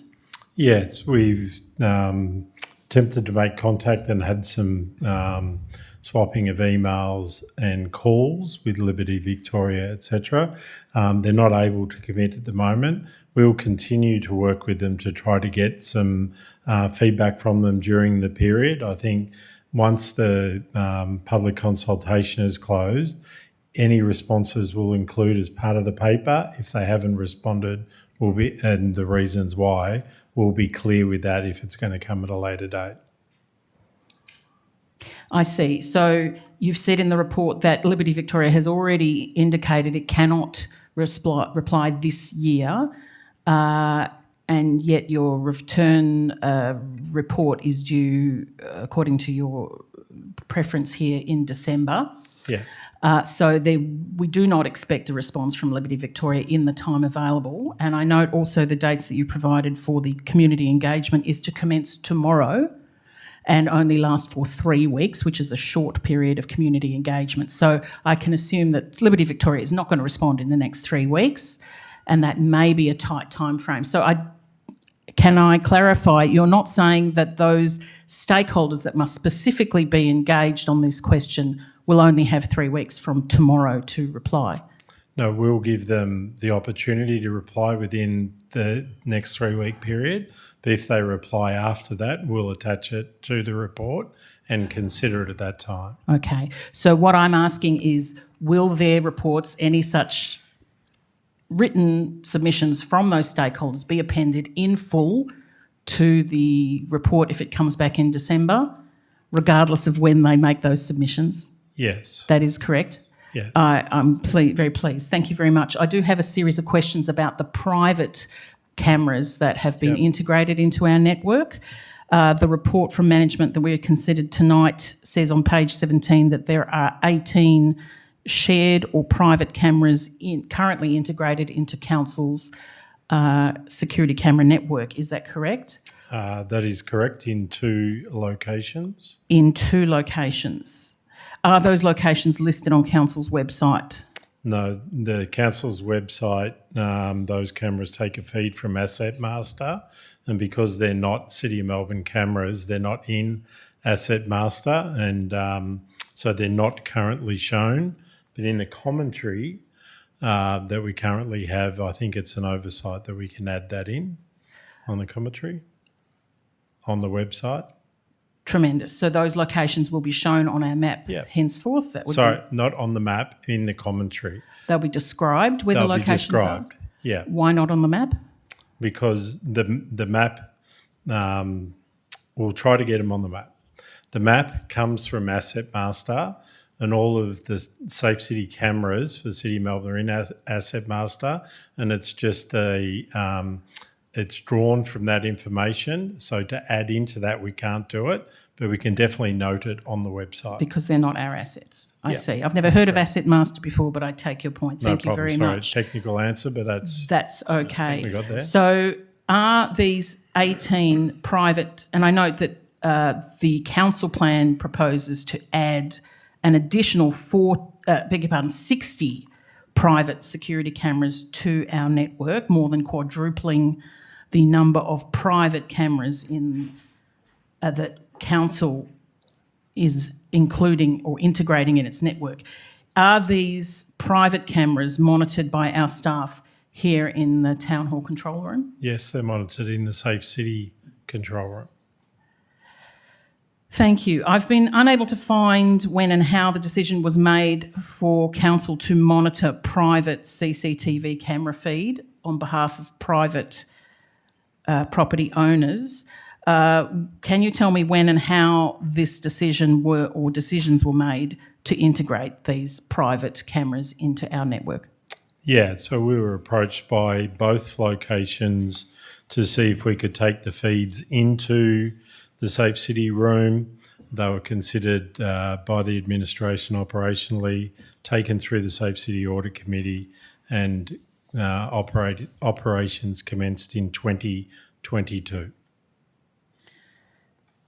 Okay, thank you. And so I take it that decision was made under delegation with the knowledge and approval of the Audit Committee? Correct. Thank you. On what policy basis have these private cameras been added to the network? In line with the existing purpose of the Safe City camera policy. I see. But our policy doesn't mention private cameras at all. No, so it was we were adding them in, and at the time we were using that policy, and we ran through the Audit Committee to make sure they were comfortable. I see. So shouldn't our CCTV policy mention the existence of these private cameras in our network and how they will be managed? I think that is a good point, and we'll take that feedback on notice and build it in as part of the revision that will come forward in December.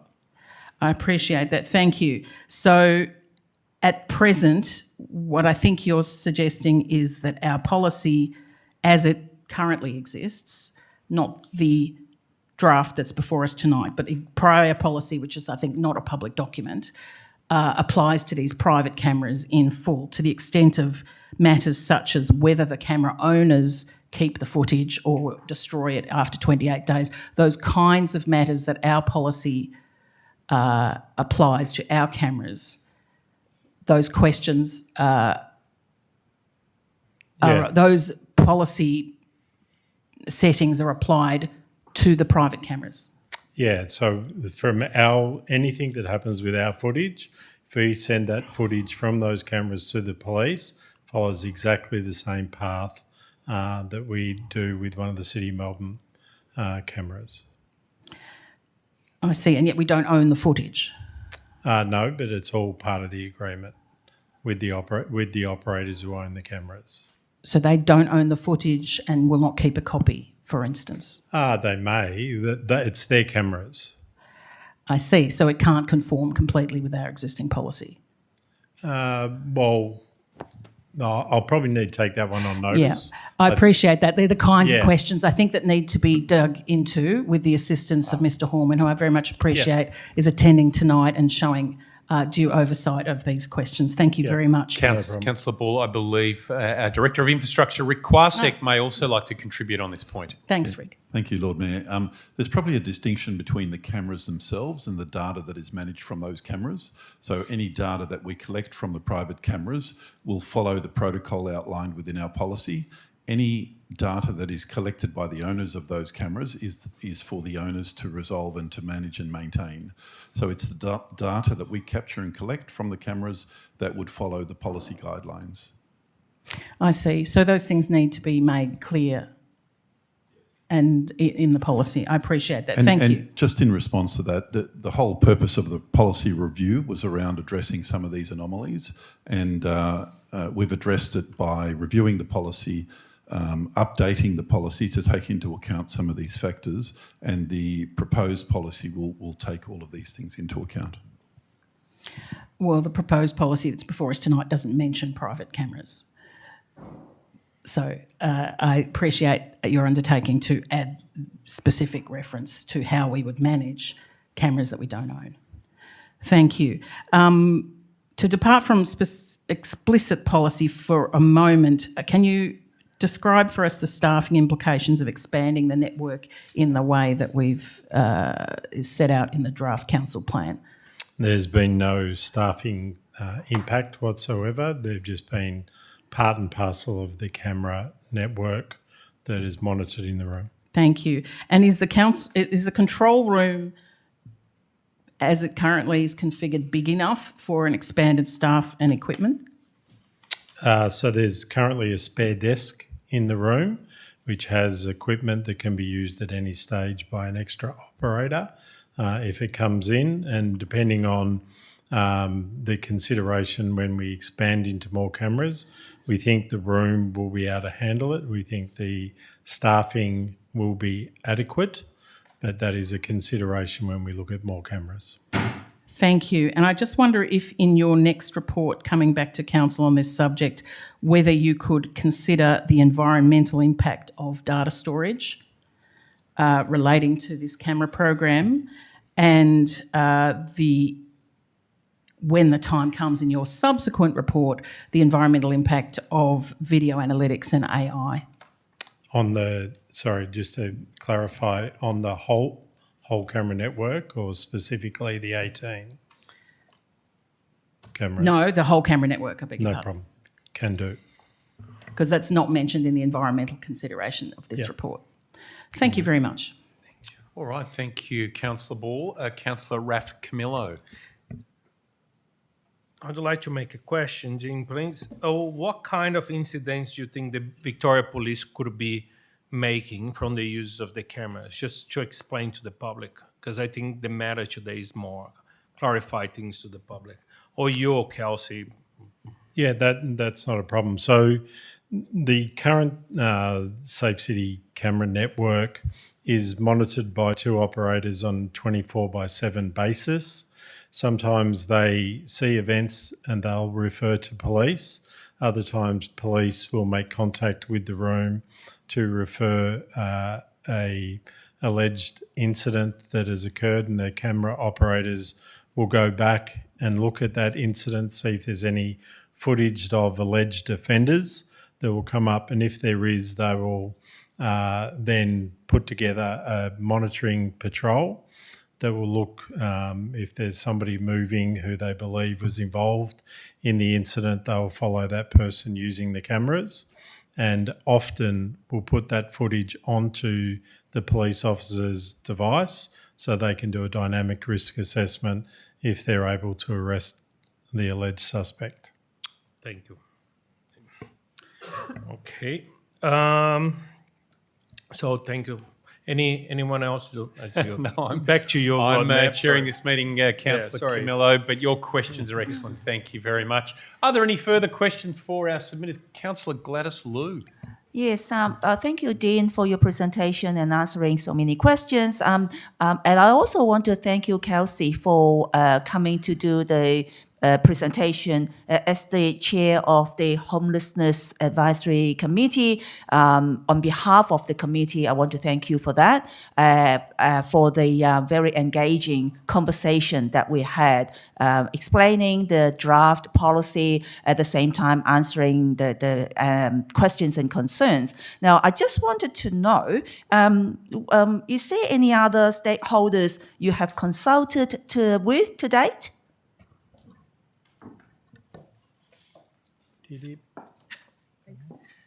Thank you, Councillor Liu, and it was a real privilege to attend the Homelessness Advisory Committee, so thank you for extending us an invitation. Most of the stakeholders we've spoken to have already been mentioned, so obviously the Safe City Camera Audit Committee, and it's great to have our chair here this evening. We've spoken to Victoria Police, as has been mentioned. We've attempted to engage with Liberty Victoria, and on the basis that they may not be available to engage with us, we've also reached out to the Human Rights Law Centre on the basis that they might provide a similar or comparable view to Liberty Victoria. We've had some productive discussions with the Human Rights Commission. We've also spoken to some residents' associations.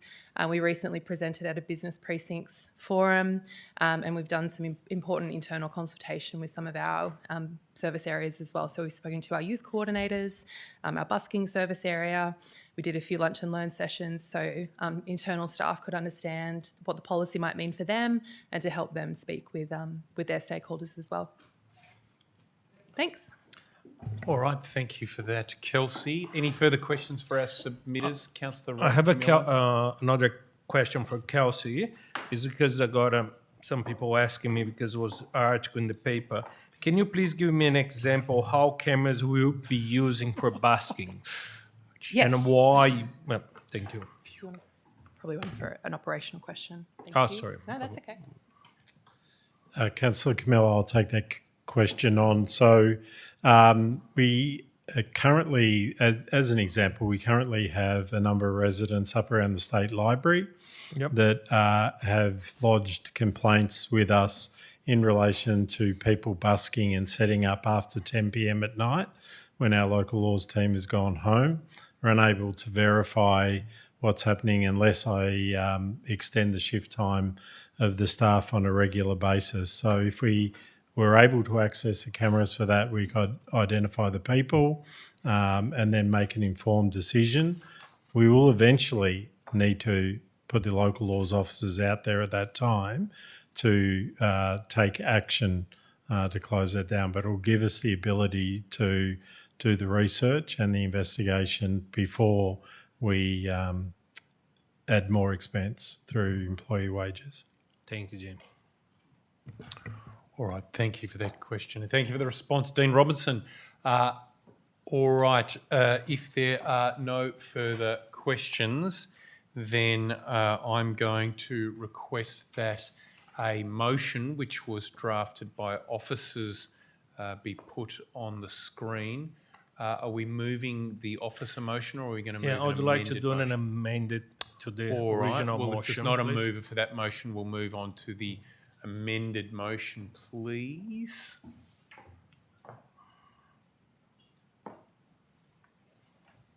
Hopefully that has been provided to our excellent yes. governance team. There it is. Okay, I'm just checking with you, Councillor Camillo. Are you moving that motion just as one our second, I'll just lead double in check. city safety? Let's scroll down. I can see it on my screen here. Can you just go back a little bit, the dates on? Okay.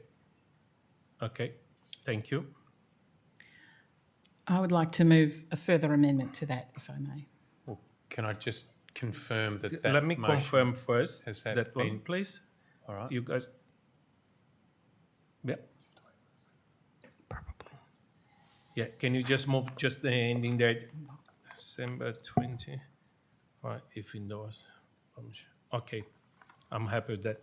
All right, so you're moving that motion. Do we have a seconder for that? We do, Councillor Gladys Liu. All right, back to you as the mover of the motion. Okay. Councillor Raf Camillo. I also would like to thank you very much for the work that Jean and Kelsey has been putting the whole team today. As the report notes, early this year, Council asked our team to review the Safe City Camera program. Since then, the office has established a phased program of work, and I'm really pleased to say that this work is already underway. And I'm even more happy that if it just get approved today, by tomorrow, we start working. So we mean business, and that's what this council means, or should be doing more.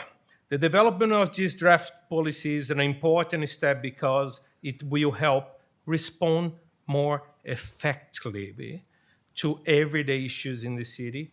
Things like poverty, property damage, dumped rubbish, graffiti, building site problems, and other local law breaches that affect how our city looks and feels. More importantly, it also helps support Victoria Police in keeping our community safe. It is all about to be proactive, effective, and preventing crime and make a safer community, and getting the basics right. Tonight, we are looking to endorse the draft policy so we can start a conversation with the community. If endorsed, engagement will be open and runs by tomorrow through 29th of October. People will be able to learn more via the dedicated Participate Melbourne page, share their views through a survey, and come along to the community events to speak directly with council officers. And importantly, this work is backed by the City of Melbourne investing by 2026 budget, where we already has $2 million from council and a plus to upgrade and expansions of the CCT cameras, and $3.6 million from the Victoria government to expand the network. So we mean business, we are in there, we have a budget approved, we go into the consultation. Now, we just heard tonight from other members, we need to improve our safety. We can not only rely and wait the state government to do the work we're doing and being proactive. I commend this motion before us tonight, and I look forward to the results from the community engagement. Thank you, Lord Mayor. Thank you, Councillor Camillo. Councillor Gladys Liu. Thank you, Lord Mayor. I just wanted to say how passionate Councillor Raphael Camillo in ensuring the safety and cleanliness for this city. He is just second to none. And I also want to thank you, Dean and Kelsey and your team, for the good work that you do. It's 24/7, and I know, because I know a lot of incidences have been happening every day, so a lot of work. So back to this motion, I am very happy to second it because currently the safe cameras footage cannot be utilized in investigations of many of the things that we know is happening in the city. So the proposed changes would provide council authorized officers with an additional investigative tool to complement the existing practices. Obviously, we need to consider and balance many issues, such as diverse interests, assessments of privacy and human rights, impacts. All these have to be undertaken as part of the draft policy development. So I'm very glad that this review, the policy review, has taken into account of all these things and carefully planned and have this consultation of the next 3 weeks as well. So I'm very happy to second this motion, and I hope my councillor colleagues will support it as well. Thank you, Councillor Liu. I'll also speak in favour of this motion.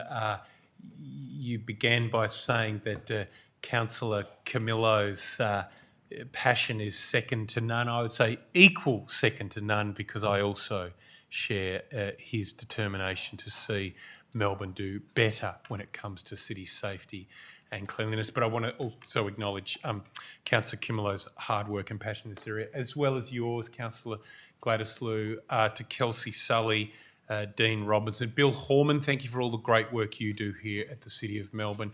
Councillor Olivia Ball, thank you for your input in the policy development in this area as well. I think that is much valued, certainly by myself, in terms of us ensuring that the framework we develop is appropriate and balanced. It's significant to note that next month will mark the 1-year anniversary of this council. And I would say that one of the areas which has been earmarked for the most significant effort for this new council with a new agenda is in the area of city safety. And the expansion and enhancement of our Safe City camera network is an important part of that. Melbourne, Victoria has led the world in embracing new policies, new technologies to keep people safe, whether that was bicycle helmets, seat belts. We have not been backward in taking on new policies and new steps that can help keep people safe. And I would hope that in the area of our Safe City camera network, we can also lead the world in using this technology in an appropriate way to keep Melburnians safe. So what we've heard tonight is a big agenda. Stage one involves, critical technology upgrades of the existing camera network, replacing some of the old, what look like old school video cameras with the spaceships, the UFOs, that have much better camera technology inside them. We've also seen the policy reform that's before us today now going out for consultation, which will expand how the Safe City camera policy is used so that we can operate our cameras in a better and smarter way. Stage two will involve a rapid expansion of the CCTV camera network. I've said I'd like to see a doubling, at least, of cameras across the city, and we're well on the way to achieving that with the 3.6 million of state government funding, 2.1 million of city funding, as well as us reaching out to third parties to bring their camera networks into the Safe City camera network operated by the City of Melbourne. And then stage three, next year, we will be considering how artificial intelligence and video analytics capability can be utilised in conjunction with the Safe City camera program. We are seeing the way that cities around the world are embracing these new technologies to keep people safe.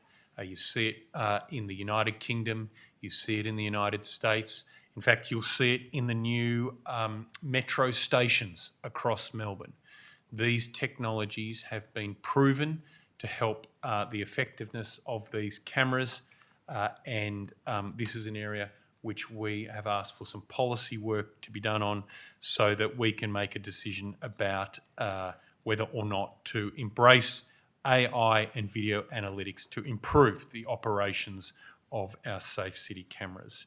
So you put this all together, and this is the biggest reform to Safe City camera network since City Cameras first started operations back in 1997.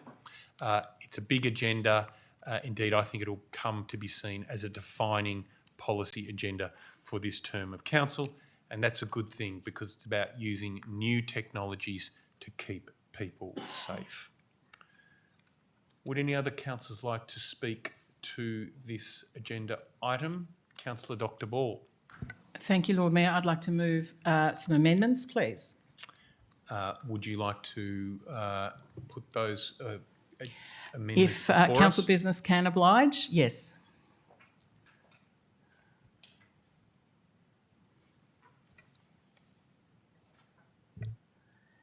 So it's not to replace any of that blue text, it's to add two clauses after subject to the following amendments. So if you could imagine the previous blue text still there, I also suggested deleting the words commencing on as simply redundant. But more substantially, these two clauses, and can I speak to this? I can read it out. I think the rules require me to read it, but I won't do that if I can simply move to speak to it. Yes, so I do have a seconder. I was going to say, do you have a seconder? I believe so. Okay, so you're moving this amendment. Yes, please. Who is your seconder? Councillor David Griffiths, back to you. You can now Sorry. explain and speak to your proposed amendment. Thank you. Sorry. So the first of these is I would like to see a much clearer and basically lengthier policy, of course, which is publicly available. There's a whole lot of very interesting and worthwhile policy work being done in the privacy impact assessment that is not replicated in the policy per se. It's clearly not confidential information because we've just published it in tonight's papers that go through how we will protect privacy. That stuff should be in the policy itself. I'm simply requesting a transfer of that content from one document into the other, so it's all for the benefit of the public and for convenience and transparency, all in the one place. Also tonight I've had an undertaking from Dean Robertson to consider, and this is new work, how the private cameras incorporated into our system will be managed under the policy. That's a second portion there in what could be 5.1.1. And then 5.1.2 is simply to add a standard clause that is in many of our policies about what would trigger a revision of this policy. And that's, I hope none of that is objectionable. I'd be very grateful for your support. I was also a very minor tweak that I haven't, I think, put to council business, but I put to my colleagues earlier, which is to do with the previous text on the previous screen. So I'll come back to that later if that would be easier, perhaps. Thank you. All right, thank you, Councillor Ball. Councillor Griffiths, did you want to speak to this amendment? Oh, really, very, very briefly, Lord Mayor, just to say that these seem like fairly small amendments in the scheme of things. Pardon me, and certainly back up some of the points that were being made through Councillor Ball's questioning early on, and I would hope that that'd be acceptable to councillors.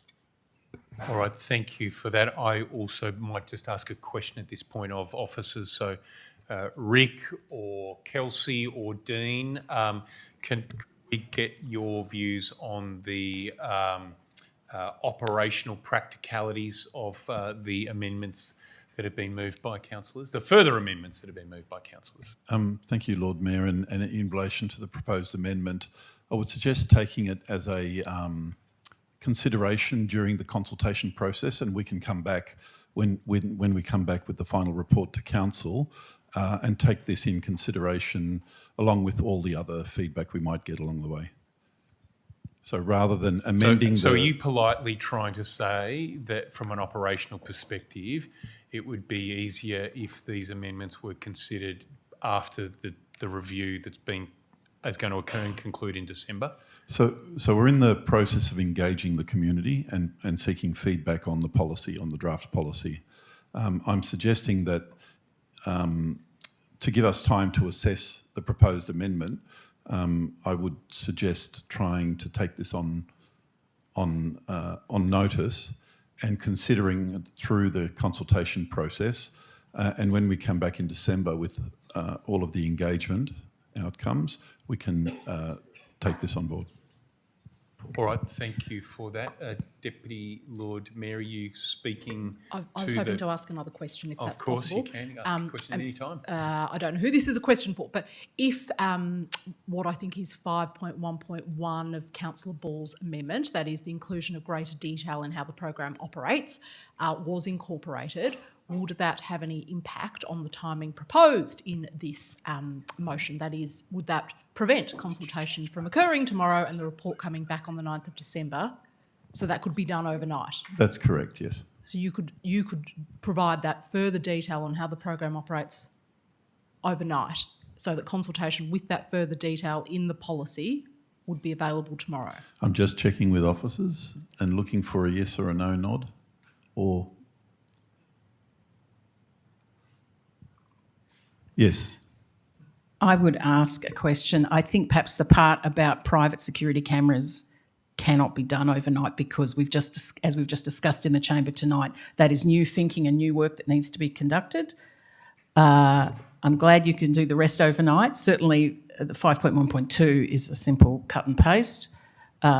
So can you turn that into a question, please, Councillor Ball? Can I suggest, and this is my question is, may I suggest, if this is perhaps what you're getting at, Rashina, the portion that deals with how cameras connected to the network but not owned by the city are managed be taken out and added as a new clause directing officers to add that in the next iteration of the policy, not prior to the community engagement. Does that make sense? And would that... Kelsey or Dean, do you want to provide some clarity on this point, or CEO? Look, if you can just scroll down again, if I can see 5.1.1, please, through you, Lord Mayor. I think what this is asking for is that we include some greater detail in how the program operates, including the private impact assessment and how cameras are connected to the network but not owned by the city are managed in the policy as part of the engagement. We can do that. The degree of detail that we can do that around will take, at a high level, we can do that in the policy overnight and include that as part of the engagement process. If we were to go into great amounts of detail, that would take longer. But my assessment would be that we could do that overnight and include that in the policy as part of the engagement. So that I'll leave that in terms of the advice back to the council. Thank you. When I drafted this, they hadn't provided the dates. Management hadn't provided the dates, so I didn't know it was going to go out the following day. So that does change what is reasonable to put in this motion. So I'm very content to move some or all of 5.1.1 into a separate clause which doesn't say engagement subject to these amendments, but the December report will be subject to these amendments. CEO, Alison. Thank you, through you, Lord Mayor. If I can further add, in relation to, if we can just scroll up again, thank you, the 5.1.2, just reiterating what Rick has said, which is we can, just for information for councillors, we can take on board the nature of that inclusion as part of our consideration through the engagement period and undertake that consideration when we come back with the final policy for council consideration. All right. Yes. So if I understand, the subject to the following amendments, the text that Councillor Camillo added will be in the document that is out for consultation tomorrow, and 5.1.2 can also be added to that document in the same way. It's up to the council. So, That's what I'm proposing. Lord Mayor. Sorry, I'm just going to ask the CEO's advice on that point. So it really is a procedural issue at this point. The advice that we're giving you is that from an office perspective, we could accommodate 5.1.1 if it were to be endorsed by the councillor group as an amendment to this, not to this motion. So the practicalities are positive in that it can be done. And then further that 5.1.2 could be taken into account as part of our consideration of the policy when we go through the engagement period. But we can't guarantee that until council consider the amendment. So I'm going to ask David to just remind us where we are with respect to the consideration of the motion. So this advice really relates to the practicality of the amendment that you're proposing for councillors to consider. David? Through you, Lord Mayor, we have an amendment that has been moved by Councillor Ball and seconded by Councillor Griffiths. It seeks to build upon the original motion moved by Councillor Camillo and seconded by Councillor Liu by adding additional clauses 5.1.1 and 5.1.2. If Councillor Ball is of the opinion that she wishes to change her motion, then she has the right to withdraw it if she so wishes, and we can start the process again. But what I've heard the Chief Executive Officer say is that 5.1.1 and 5.1.2 can be included in the documentation that goes out for community consultation tomorrow, but the level of detail in 5.1.1 may not be at a micro level, it may be more at a macro level. Thank you so much, David. That was very helpful. Just one tiny modification, which is that 5.1.2, the advice from officers is that there'd be a preference to take that on board as part of the engagement process with the view to incorporating consideration of that as part of the policy that we bring back to council at the end of the engagement period. Having said that, it ultimately is the council's choice as to whether they consider to include that part of the amendment in the motion. With respect, 5.1.2 is a simple cut and paste. So subject to the following amendments, it can just be pasted into the existing draft policy and put out for consultation. That is a standard revisions text that we find in other policies of this council. So that's fairly straightforward. And the same way that the amendments that Councillor Camillo moved are amendments to the draft that will be consulted on by simply changing those texts subject to the following amendments. Can I speak, please? Can we just get a response to that point made by Councillor Ball? Then we'll come to you, Councillor Camillo. Rick, did you want to respond to that point? I feel like as we move into an engagement process, it will give us an opportunity to fully explore the proposed suggestions. And given that there is a requirement to provide greater detail of the program, specifically relating to the private camera network in 5.1.1, there may be merit in considering this as a later proposed motion, or we can consider it throughout the engagement process rather than considering it, rather than councillors considering this now as a motion. All right, thank you, Rick, and I'm going to come to you in a moment, Councillor Camillo. So you're saying 5.1.1 can be incorporated in other ways through the consultation process. What about in relation to 5.1.2, which Councillor Ball has told us is a standard clause which could be easily cut and paste into the policy? Do you have a view on that, or anyone else? If there was a material change to the policy, I suspect it would need to come back to council for consideration anyway. We're proposing to come back as part of phase 3 in December. As part of phase 3, which is the consideration of video analytics. At that point in time, we'll be reviewing the policy again, and that allows us to further review the policy for a major or material change to the policy. It's not major. We are considering it right now. So hang on. So your advice is that could be incorporated at that stage of the process. Okay. Councillor Camillo. Just point of order, Lord Mayor. Yeah. Can I just confirm that and based off your advice, David, that at the moment the amendment relates to 5.1.1, 5.1.2, and 5.2, which is blue on the screen, which for those watching at home convention tells us is the amendment. That should be black. There's nothing related to 5.2 and the rest of which we can't quite see at the moment. Is that correct? Councillor Ball, do you want to clarify? I would like to suggest that what is currently listed as 5.2 becomes 5.1.3 because it is 3 clauses subject to the following amendments, and that is one of those that was subject to the following amendments. That should help, but yes, it could be black if we haven't voted. There's no edits to what I can see. Because that's the existing text which has previously been moved by Councillor Camillo. Thank you. Just wanted to confirm. Okay. All right, Councillor Camillo, did you want to speak to the proposed? I just want to clarify something that some of the proposed in there was discussed with Councillor Ball previously, and I advised her that this could be part of the consultation. I heard several councillors in here, and that's why I made the amended. And I try to please kindly have everyone, and I consult with the management on what would be adequate in this moment. And I advised before Councillor Dr. Ball that would be more advisory for her to bring those concerns during the consultation. So I would like to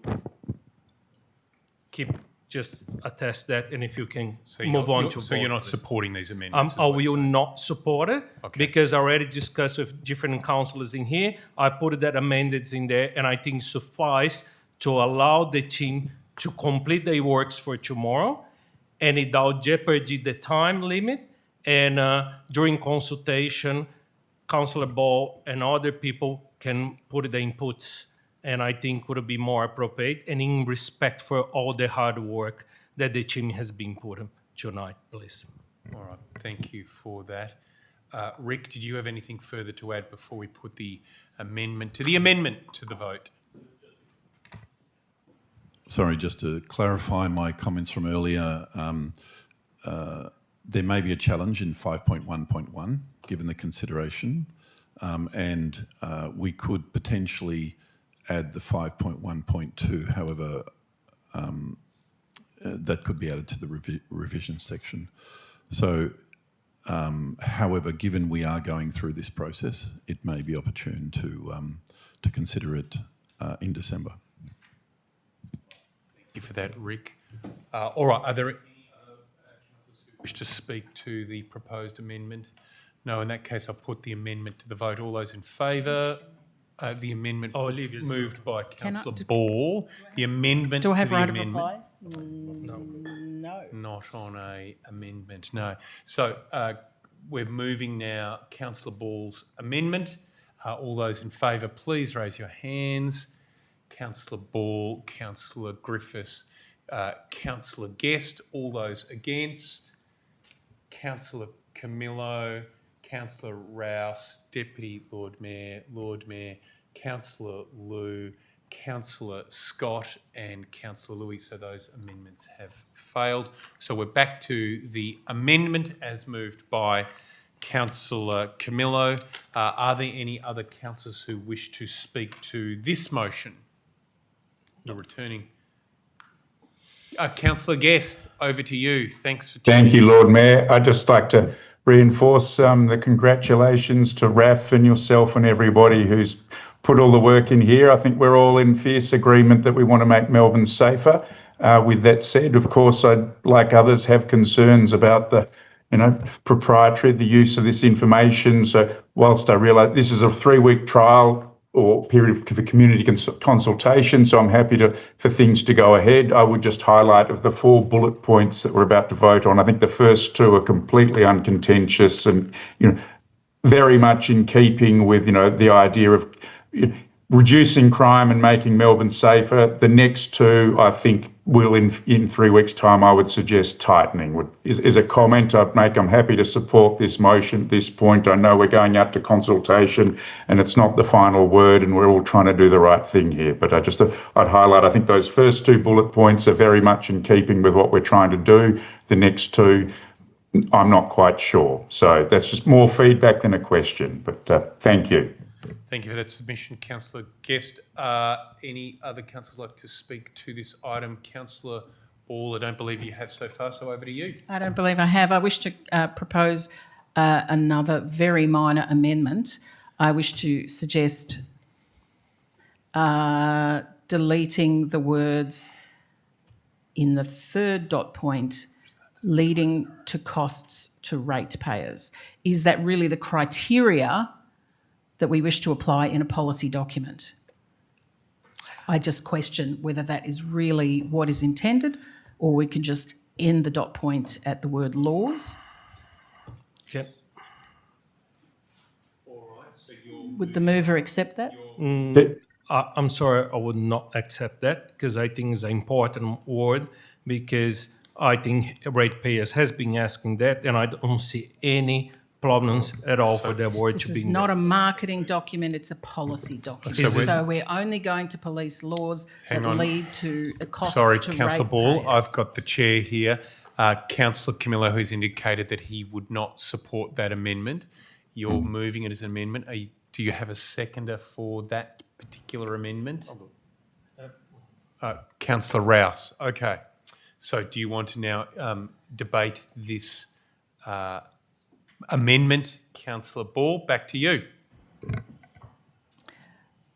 On the whole, I mean no disrespect to any of our staff and everyone who's worked on this policy, as has been imputed. I'm most grateful. I would urge us in the drafting and redrafting and consideration of this document and further subsequent iterations that this is a policy document and needs strictly, clearly thought through policy language. It's not about selling it to the public. It's about what council's rights and obligations are, the framework within which we operate, setting our own guardrails, for want of a better analogy. So I don't think the criteria of the local laws we are administering are, in this instance, leading to cost to ratepayers. I don't think that's the criteria. Is that would you go out and assess the costs before enforcing the local law? I don't think that's what's intended, so I'm just trying to get away, cleaning up the language and think very clearly about what a policy document does and how it should be written. I'm sorry to labour the point, it's very minor. My secondary point is we don't govern just for ratepayers, and they do not form an exclusive part of our revenue base. So it's illogical and unfair to single them out as the source of revenue and costs. Thank you. All right, thank you. Councillor Rouse as seconder. Thank you, Lord Mayor. I think this one's pretty simple. And we had a big discussion today around data analytics and looking at subsets of data. In simple language, the number of laws that we have versus the number of laws that lead to costs to ratepayers. The second one is a subset of the first one, so it's all encompassing. In fact, by trimming this language, it makes the scope wider, broader, simpler, and easier to understand. And for those reasons alone, I would expect and hope that everyone can support a simplified version of the motion on the screen. Councillor Camillo. And that's why, Lord Mayor, I decided to run for councillor, because it's that exactly kind of debate tonight that to spend time and workers in here, the city of Melbourne, and go on and on and on, and nothing's getting done before. And that frustrates me, because it's just a word of ratepayers in there. That's the interpretation of Dr. Olivia Ball. That's not my interpretation. Nothing that hurting is anything in here, but is a clear example why everything takes so long to get it done. And since day one, we're completing 1 year here. I having people in here tonight send message that Elizabeth Street is dangerous. Everyone is dangerous. We had someone that has been stabbed a few days ago. And we try to move, we're trying to go in a consultation, we're trying to get things done, the basics done. I never realized in my life, in any place that I work all my life, how frustrated it is. So I would ask if you could please, we can go to vote as soon as possible. Thank you, Lord Mayor. All right. Look, I'll speak briefly to this item. I recognise the work you've done in this area, and I'm prepared to follow your lead on this item, Councillor Camillo, but I would just return to the point made by Councillor Rouse and the point made by Councillor Ball that the removal of the words leading to costs to ratepayers provides clarity on this particular motion, and as Councillor Rouse has pointed, actually would broaden potentially the application of the use of cameras, not narrow them. And so given your position in this debate so far, I could see that could be something that you would actually support. So I'll just leave that observation there as part of the debate. DLM? Could I just ask a question? I think it's of Kelsey, but I'm not sure. The wording leading to cost to ratepayers was in the original policy, the management recommendation. So I just wanted to ask management the question about that wording and why it was drafted in that way. Thank you, Deputy Lord Mayor. You're right. It was in the spirit of the in the motion. It was complemented by the current drafting, which sets out the specific local laws matters that it would apply to. And as Councillor Rouse has pointed out, that new dot point would kind of mitigate that. I think that the cost piece is inherent because, you know, in one way or another, most of these matters have some form of cost, whether that's tangible, whether it's on the impact to the livability and enjoyment of the municipality, all that sort of stuff. So, yeah, that's the sort of spirit in which it was drafted. All right, do any other councillors wish to speak to this further amendment? Yes, Councillor Guest. Thank you, Lord Mayor. Look, I do think RAF has the right of it here. I wouldn't be removing that clause. If I were going to be editing at this point, I would take out the entire bullet point. I think those first 2 bullet points are all encompassing and show what this is needed. It's disconcerting the lack of respect for ratepayers that is shown at times. But if we're going to have that entire bullet point in there, then I think it should remain unchanged. All right, thank you, Councillor Guest. Any other councillors wish to speak to this amendment? All right, I do note that this is all going out for consultation, and so it's not the end of the matter tonight. In fact, it's just another step on the journey. But I'm not debating things, and I don't have a right of reply on this point. So I'm going to now, if there's no further speakers this item, I'm going to put the matter to the vote. The amendment to the vote. All those in favour of the amendment, please raise your hands. Councillor Guest, I'm assuming you're in favour of the amendment, given you spoke. No. Which amendment? Sorry, not the. Oh, okay. All right. All those against the proposed. Okay. Yes. Yeah. All those in favour of the amendment to the amendment, raise your hands. Councillor Rouse, Councillor Ball, Councillor Griffiths, Councillor Scott. All those against the amendment to the amendment, Councillor Camillo, Deputy Lord Mayor, Councillor Liu, Councillor Guest, Councillor Louis. So that amendment to the amendment has failed. Now we return to the amended, do I call it the substantive item? Yes. Yeah, the motion that's before us, the substantive motion that was amended, which we can all see on the screens. Does anybody have any further? Does anyone else do any other councillors wish to speak to this item? No. Okay. I'm therefore going to put it to the vote. All those in favour. Actually, Lord Mayor, sorry, can I ask a question? Yes, you can. You can ask a question at any time. Can I ask a question in relation to the impact of using the cameras only to police breaches of local laws leading to costs to ratepayers? Are there any breaches of local laws that we might be inadvertently not aware of that this would not be included to because they don't have a direct cost to ratepayers, or given the fact that enforcement of laws requires staffing, is it self-inherent that every breach of local law has a cost to ratepayers? Dean or Kelsey, do you want to respond to that? Thank you. The answer to that one's yes, because the actual issuing of an infringement and the undertaking of the investigation is all done by staff, so therefore an employee expense, which goes back to the ratepayer. So for everyone watching at home, the inclusion of that phrase would still be considered effectively an oxymoron. Yes. Because everything ultimately does go back to a cost, yes. Yes, and we are ready for. All right. Thank you for that clarification of this philosophically complex point.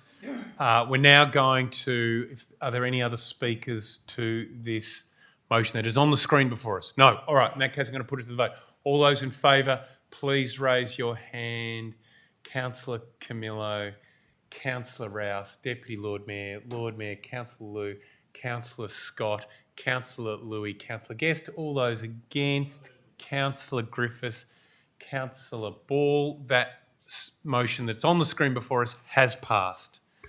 All right, we move on to our next agenda item, which is agenda item 6.4, erratum, future Melbourne Committee meeting minutes of 17 June 2025. Can we please put a motion before councillors? That is the one. Do we have a mover for that motion? Thank you, Councillor Rouse. I'm happy to second it. Back to you, Councillor Rouse. Thank you, Lord Mayor. I'll just pull up my notes quickly. This is a very brief motion that speaks to the amendments to the minutes of the 17th of June. For those of you at home who haven't read the full 30-page document of the minutes. It relates specifically to a complex motion that was divided multiple times and had a few amendments to it. There is a slight error that has one of the votes, myself specifically, my vote was not registered in the minutes, and that is the simple correction that has occurred. I can assure everyone who was watching at home that the chair, who I believe was the Lord Mayor at the time, read out the votes correctly on the night, and therefore the correct call was made on the night, and therefore the error in the minutes is inconsequential to the outcome. But it is important for good governance that we make sure the written minutes match the occurrence of what happened on the night, but can very much assure everyone at home that it is an inconsequential outcome, other than the fact that we now make sure the written documentation is correct. Thank you, Councillor Rouse. I concur. Would any other councillors like to speak to this item? In that case, I'll put the matter to the vote. All those in favour, please raise your hand. I declare that carried unanimously. Well, that concludes the reports from management. We move on to general business. There is one item of general business, 7.1, post-travel report. Councillor Rafael Camillo, Los Angeles and San Francisco, United States. Councillor, like a presentation in relation to this item? No, in that case, we'll have the motion put up on the screen, please. There it is, that we accept the report. Do we have a mover for the acceptance of the report? Thank you, Councillor Camillo. Do we have a seconder? Thank you, Councillor Gladys Delou. Back to you, Councillor Camillo. Thank you, Lord Mayor. Finally, we have a little bit relaxed time. We can talk about traveling here.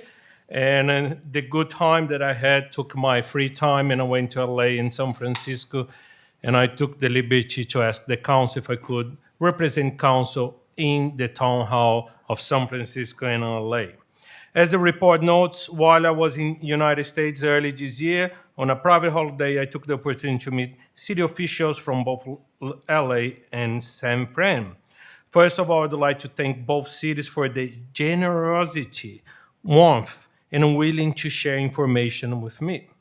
I learned a lot from these cities, in particular issues relevant to safety and cleaning portfolios that I represent. One of the most basic yet impressive ideas was in the city of LA with the very superpower trolley that could do everything you could imagine. And I have someone in the picture in there. And I'm sharing with the cleaning portfolio some of those ideas.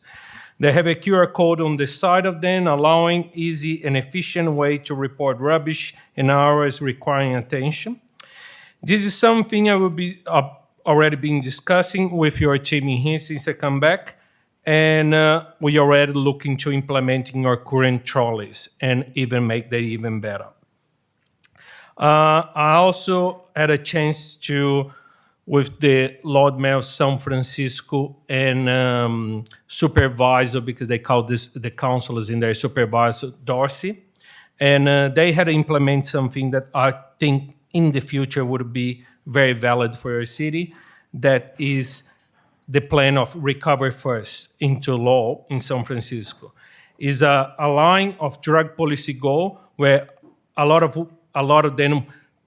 people that are struggling with drug addiction are self-directed and have completely support of the city of San Francisco to be free from illicit drug use. And who was Supervisor Dorsey was endorsing that because he experienced a long period of drug addiction, and I spent a long time with him, and he was telling to me the importance of we care about those people and acting when they need support and rehabilitation. I was very fortunate to spend some time as well with this chief of supervisors. And guess what? He has the same name as mine. His name is Rafael Maldeman. Another Rafael in there, president of the council board of supervisors, and Supervisor Mark Dorsey too. In another time, we all meet. We had a lot of discussions about homeless crisis too. And they also invited me to go to the biggest gay parade in the world. And I was very pleased to accept. And if you guys see in the picture in there, no, they didn't make special signs with my name. I was just lucky enough to have one of the supervisors with the same name. So I just want to reiterate, San Francisco was very important. I had the interest to going there because San Francisco crime rate is the lowest point for the past 20 years. And for me to go in there and experience and see what they're doing, unfortunately, we don't have a municipal policing here. That's one of the acts they have in there and other things, but I think we can learn a lot of things and bring to Melbourne. Once again, I'd like to note my thanks to both cities of Los Angeles and San Francisco, and I look forward to welcome their city officials to Melbourne one day, and why not, maybe they can become one of their sister cities, because we're open for that. Thank you, Lord Mayor. Thank you, Councillor Camillo. Councillor Gladys Liu. Thank you, Lord Mayor. Just listened to Councillor Raphael Camillo. You can hear the passion. Again, look, it's not a junket, it's not a freebie. He actually used his own money.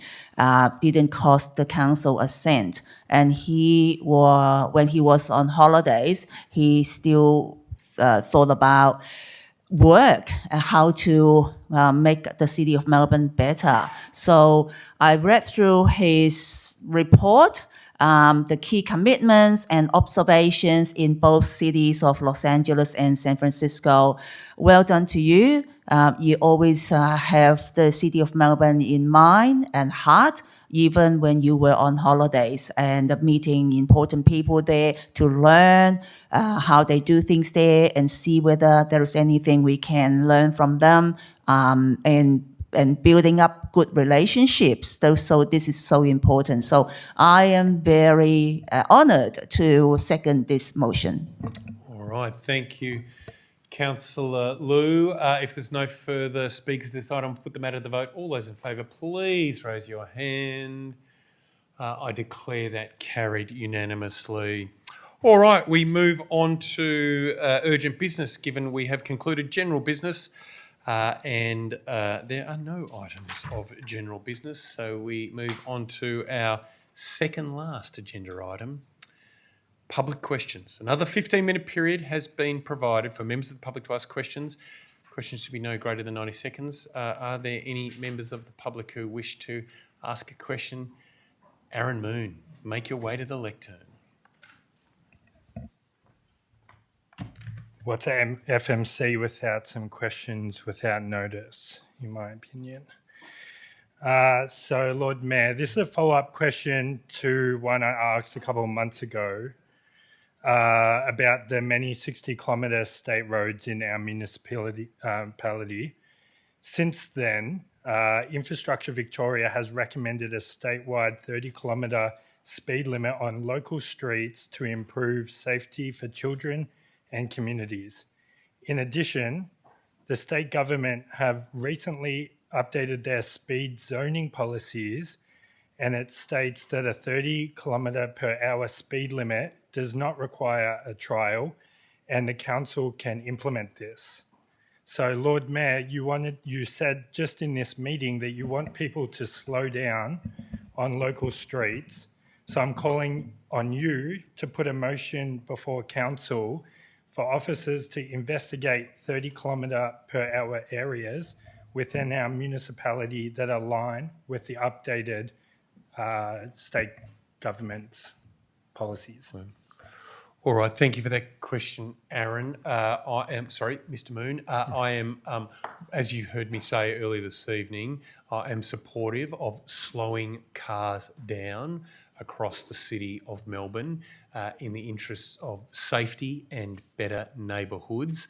I would like to take your question on notice so that I can get some advice on what the implications are of the suggestion you're putting. But as you know, and as anyone attending or tuning into this meeting has heard this evening, it's a matter of it's a principle that I'm broadly supportive of. All right. Do you have any other members of the public have questions for us in the time that has been set aside for questions? No. All right. Aaron, did you have a further question for us? I do. Yeah, I've got another two if time permits. Let's move on to the second then. So I recently met with a good Melburnian, Kay Uddy, that you might know from Friends of Royal Park. Kay Uddy, yep. Yep, Kay Uddy, that's it. And she talked to me to tell me that you've reaffirmed your support for maintaining the dark park in Royal Park, which is a great space that allows people and wildlife to experience natural darkness, free of intrusive artificial light. However, every night at the CSL building, in the car park that backs directly onto this dark park area, it is brightly lit up with floodlights shining directly deep into the park throughout all night hours. These lights are completely undermine the intent of the dark park, disrupting wildlife and diminishing the quiet natural experience in this space. I'm urging councillors, and knowing that some councillors have a long-standing and strong relationships with CSL, to please raise this issue with them. There are simple practical solutions that they could implement, such as installing a screen wall or switching their lights to motion detected. This would allow CSL to maintain their safety and security of their building while respecting the environmental integrity of the dark park. It's a relatively small fix that would have meaningful differences on the park. All right, thank you for that. I might invite Councillor David Griffiths to respond. Thanks, Lord Mayor, and thanks, Mr Moon, for your question and obviously the passion that you have for Royal Park, and obviously that Kay, as the Secretary of Friends of Royal Park, have for that space is absolutely to be lauded, and the work that she does in making sure that our officers and indeed councillors are kept well informed of events that are happening down in Royal Park is again to be commended. I'm not one of the councillors that has a close link to CSL. I'm not sure which those might be, but I'm really happy to take on board your suggestion that we make contact with them and see what things they might be able to do to make that space and their light from there better managed. And we might have a look at that at one of our upcoming environment portfolio meetings. I think we've got one of those coming up in a week. So we'll take on board the suggestion that we make contact with them and see what is practical to do in that space. Great. All right, thank you for that, Councillor Griffiths. Would any other members of the public who are with us this evening wish to ask a question at this juncture? All right. Aaron, did you have a further question for us? I think you signalled you had three. Yeah, this is my final one. And I'm coming to you with a constant bugbear. I've done this in the past with Flemington Bridge. But this bugbear of mine is a small parking issue on Latrobe Street in Docklands, near Docklands Stadium. It's right at the entrance on the Latrobe Street, and it's named Champions Walk on Melbourne Maps. It's a pedestrian walkway and has street signs stating no stopping, 24-hour emergency vehicles access is required. However, even with these signs displayed in obvious positions, there's constantly vehicles parked obstructing this walkway. And I, as most councillors here, are quite dogmatic with the reporting to council for issues in the community, and I've lodged multiple tickets about this issue. Every time I've lodged the issue, my request has been rejected. The first was to tell me that this is not the appropriate council area. Last time I checked, Docklands is in the City of Melbourne. I reported the issue again, got rejected to say this is an AFL issue instead. I've reached out to the AFL to ask if they're responsible, and they've referred me back to the City of Melbourne. I've lodged another ticket on the same issue, and now I've got a response from officers saying that one of the following agencies might be of help, and the list goes on and gives me a random company such as Australia Post or Royal Botanic Gardens. I don't think they have jurisdiction in Docklands, but I've reported this multiple times. I've gotten nowhere through official channels, so what further can I do to escalate this issue? Well, you can always bring it to an FMC meeting here at Town Hall, and I'll ask our Director of Infrastructure, Rick Kwasek, to give you a response here this evening.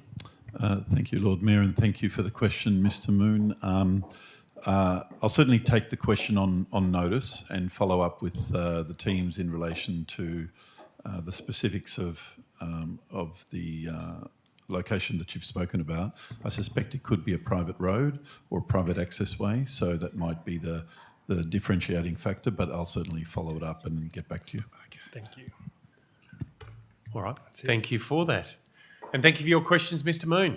Any other members of the public have any questions for us? No. In that case, we'll move on to agenda item 10, which is closure of the open meeting. I wish to thank members of the public for their interest and attendance and declare this meeting closed at 8:24 p.m. Thank you, one and all.